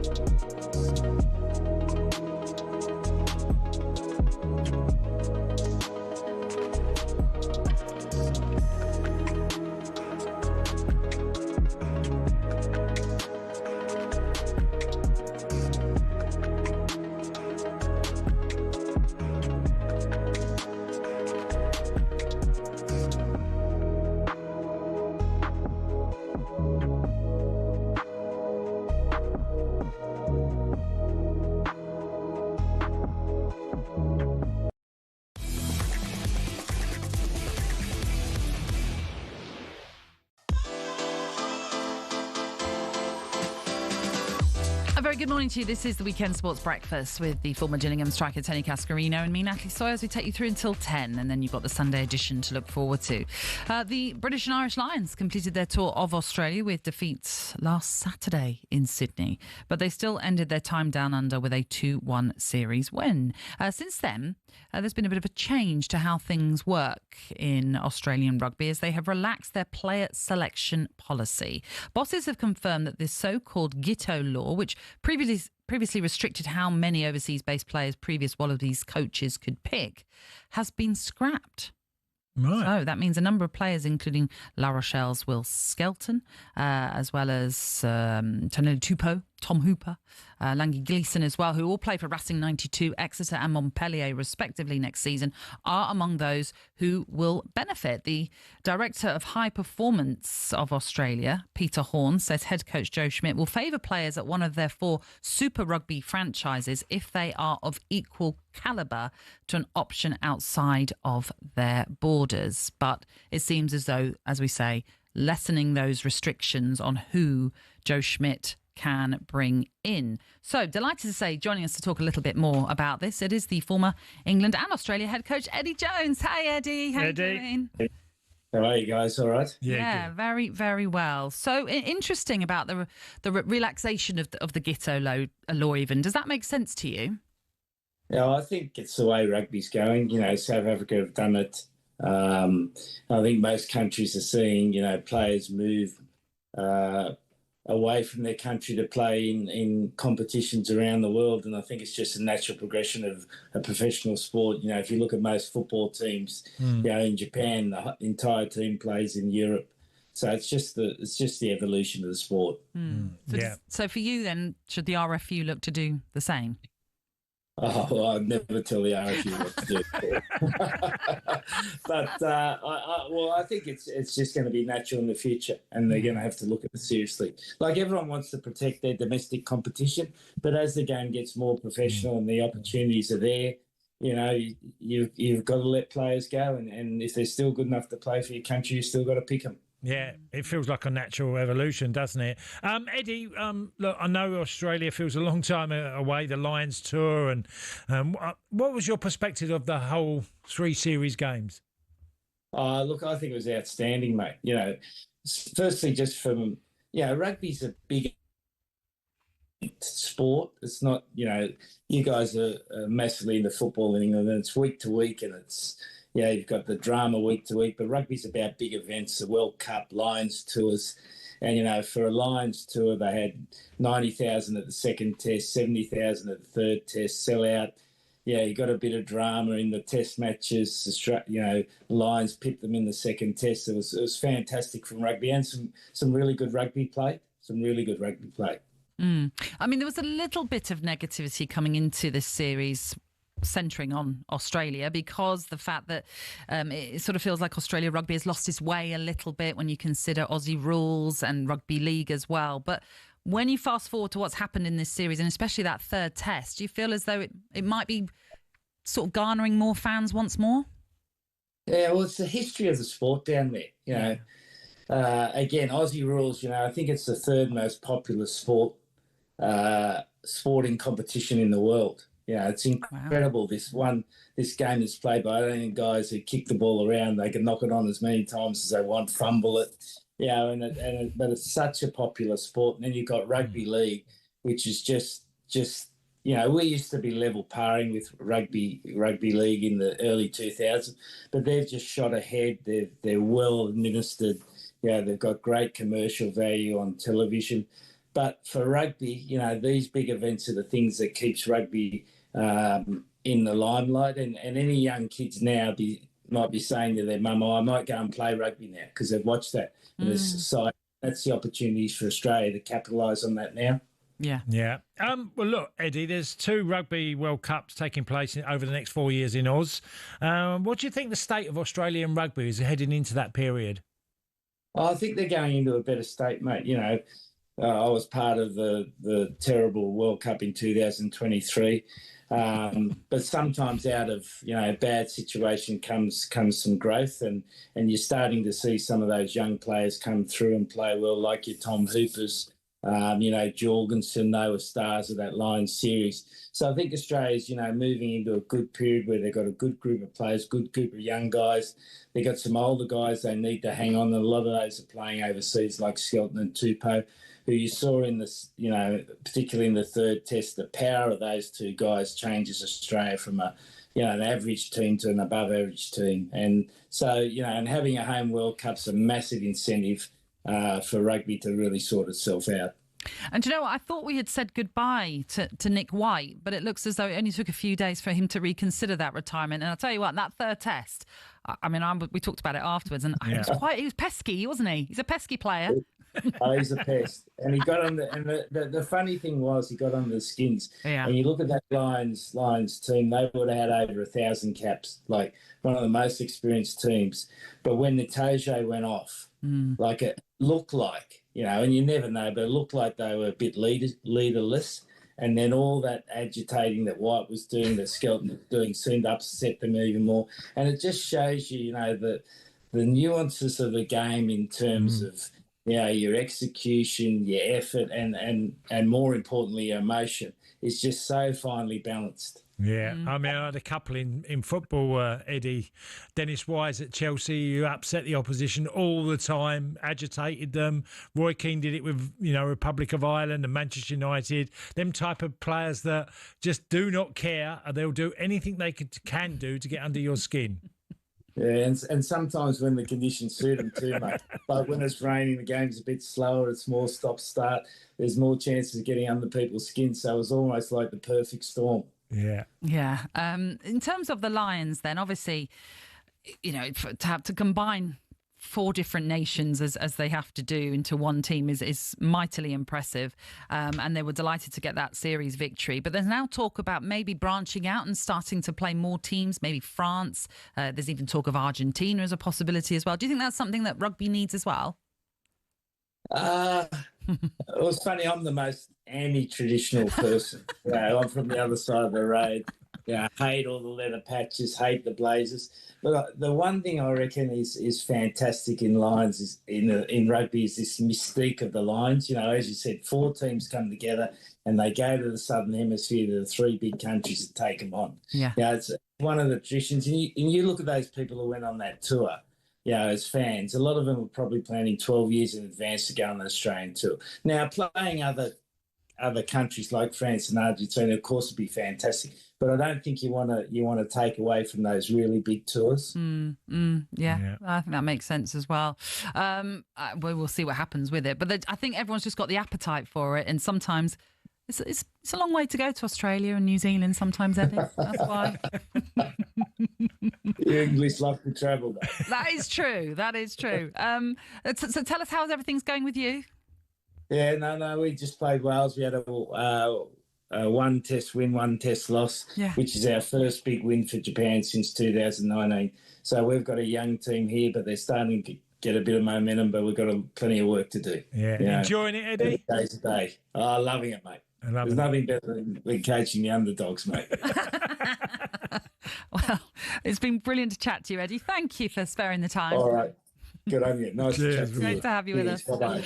Eddie Jones there, just looking back on what was a really fascinating series in Australia for the British and Irish Lions. And it's still, on paper, when you think about it, Kath, it shouldn't work, should it, when you are bringing in 4 different countries who in the main are all rivals when it comes to like the Six Nations and even in domestic competitions as well. And yet somehow they blend and it works. Yeah, I think that's one of the things of life. You can put a group of people that compete against each other for different countries, and you think, well, there's going to be some issues there, and then you get them together, and they're a team together. Yeah. And it just works. Yeah, it does. Yeah. It's very, very good. And we wait to see what's going to happen with the 2029 tour, which I think Andy Farrell wants to be head coach of as well. Yeah. We shall wait to see. Probably earned the right. Yeah, I would have thought so. Yeah. When you're on the brink of a whitewash, which I know does happen obviously a lot in these tours, but he'd probably want to aim at that as a possibility. But that's for the next tour for the Lions. Right, coming up, we're going to talk a little bit of Arsenal and also Help Us Tony.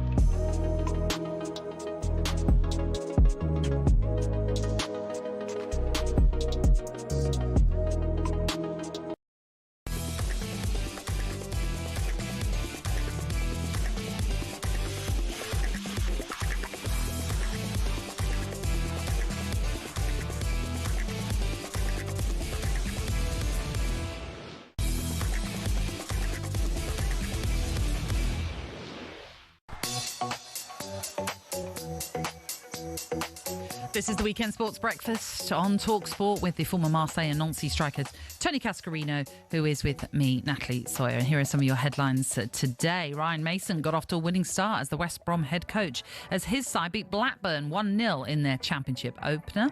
Harvey Nibbs' stoppage time goal gave Charlton a deserved 1-0 win over Watford as the Addicts marked their return to the second tier of English football with a victory. And Victor Gyökeres scored his first Arsenal goal in their pre-season victory against Athletic Bilbao. And after the game, the manager, Mikel Arteta, said he loves everything the Swedish striker brings to the team. His goals, his threat, I think he pins both centre-backs. He's a player that at the moment you're living with the space, one against one, he's going to destroy you. So he's going to create a lot of space as well for us. And yeah, the moment that in any situation there is a player there that can score a goal. I think everything that he does, his movement, the way he times his runs, the way he predicts the next move and where the space can be and where the ball is going to land, that's the instinct that he has. That's why he scored so many goals in the last few seasons. So that's not a coincidence. It's his ability and he's constantly looking for it. I mean, a lot of praise there from Mikel Arteta on Victor Gyökeres, but ominous when he says he'll destroy you. Yeah, he occupies defenders, and if you ask defenders, what they don't like is centre forwards who are giving him a hard time in many different ways. He does that. I still think Havertz has got a big part to play as well. Mm-hmm. I don't think because he had a bad injury last year. I think that there's every chance that sometimes that Havertz might be used alongside him or around him. You know, just have a little bit of together. So playing. Well, I think Havertz is versatile, and I thought he played well for Arsenal last year. I watched probably half a dozen times live. Mm-hmm. And come away thinking Havertz is a better version of himself than he was at Chelsea. You know, he's improved slightly. You know, he still doesn't get the enormous numbers, but he's still a good player. And I think Mikel Arteta's got that luxury now of, again, what I was talking about earlier. If one's not doing it or not playing as well as expected, the other one can come in. I mean, something that from last season, I suppose, that was obvious, or not obvious, that was missing when Bukayo Saka got injured. And I know Ethan Nwaneri came in and did a job, but there was talk of, well, who should replace Saka when he's injured? Now they brought in Noni Madueke, who won't want to be a bench player. No. He'll want to play his part as much as possible. But that's something that they need, more strength and depth. It seemed evident last season they didn't have that. Yeah, didn't have enough of it. And competition for places, I always think, brings out other players' higher level of performance. You always need that. If you look at the best clubs from Manchester City and when Arsenal were at their best and Manchester United and Liverpool gone by and, you know, just the best way to get players to play a better level of football is have someone competing for their place. Yeah. Okay. Arsenal kicking off the season with a trip to Manchester United, isn't it? Yeah, first game of the season, at Old Trafford, Yeah, indeed. All right, it's time for a little bit of this. What is the answer? No debate from me. He's not telling the truth. I think about that hour ago. Yeah, I think about that. It's baffling me. I'll be shocked. I don't agree with you. What could it be? It might take a couple of weeks to think about it. I don't think there's any debate. I know the answer. Perfect cocktail. I kept thinking to myself, bonkers. Yeah, it is that time of the show where we ask our very own Tony Cascarino the most pressing questions in the world of sport today. So we're going to start with your club and the fact that you've said goodbye to Darwin Núñez, who has called time on his Liverpool career. The Uruguayan striker has sealed a 3-year move to Al Hilal in Saudi Arabia for around €53 million. In 95 games at Anfield or at Liverpool, he scored 25 goals and had 16 assists across the 3 seasons he has been at the club. How would you look back on his time at Liverpool? Mixed. Moments of brilliance. I think he's one of his best moments when he came on at Newcastle and got a brace and turned the game around. He's got a big goal at Bournemouth, if I remember, as well. Did he do that at Brentford? Two, didn't he? Scored 2 late goals. 2 late goals at Brentford. Came That's on it. and I scored was 2 at the late game. goals. Yeah, that game. He had his moments. I just think if you look, and I touched on it yesterday, game started, games coming off the bench are pretty much the same number. So he was really in and out of the team for a long period of time, or two and a bit years, of being in and out all the time. But, you know, if they get Isak, I think it's a really big upgrade because how clinical Isak is. Yeah. If they can get that one over the line. Okay, we still await that one. Or as supposedly Newcastle are saying, he is not for sale, Isak. For the last 2 years, Liverpool have been in nearly all 4 competitions, haven't they? Twice. Yes, yeah. Right? This squad is built to be really competitive in 4 competitions. I can see the smile on your face. All right. We're going to move on. On Friday, Sam Matterface, Alex Crook and Troy Deeney were joined by England lioness Hannah Hampton. She told a great story about how she got the better of Spain's goalkeeper in this year's Women's Euro victory by protecting England's penalty The takers. Spanish keeper had it on their bottle. Yeah. So I thought when she's going in goal, just pick it up, chuck it into the English fans so she can't have it. Did you do that? Yes. Well, she can't have it then. There you go. So then I don't ever put it on a bottle because anyone could do that. So I put it on my arm. And I think the TV caught that. Yeah, makes sense. If you put So it why on are a you bottle, so then baffled? yeah, This is just great. I love it. This is the art of war. exactly. So you picked up her bottle that she was going to use in the shootout. Yeah, it wasn't hard. When she's gone in the goal, it's on its own, isn't it? It's in a towel. You just pick it up. See, When did she realise? Did you see the When moment she she saw my realised? bottle in there instead, mine's blank, but it's the same. Like obviously the same sponsors and stuff. Yeah. So I just put mine in there, chucked her one into the fans, and she had an empty bottle. So she was looking where it is. Brilliant. Okay.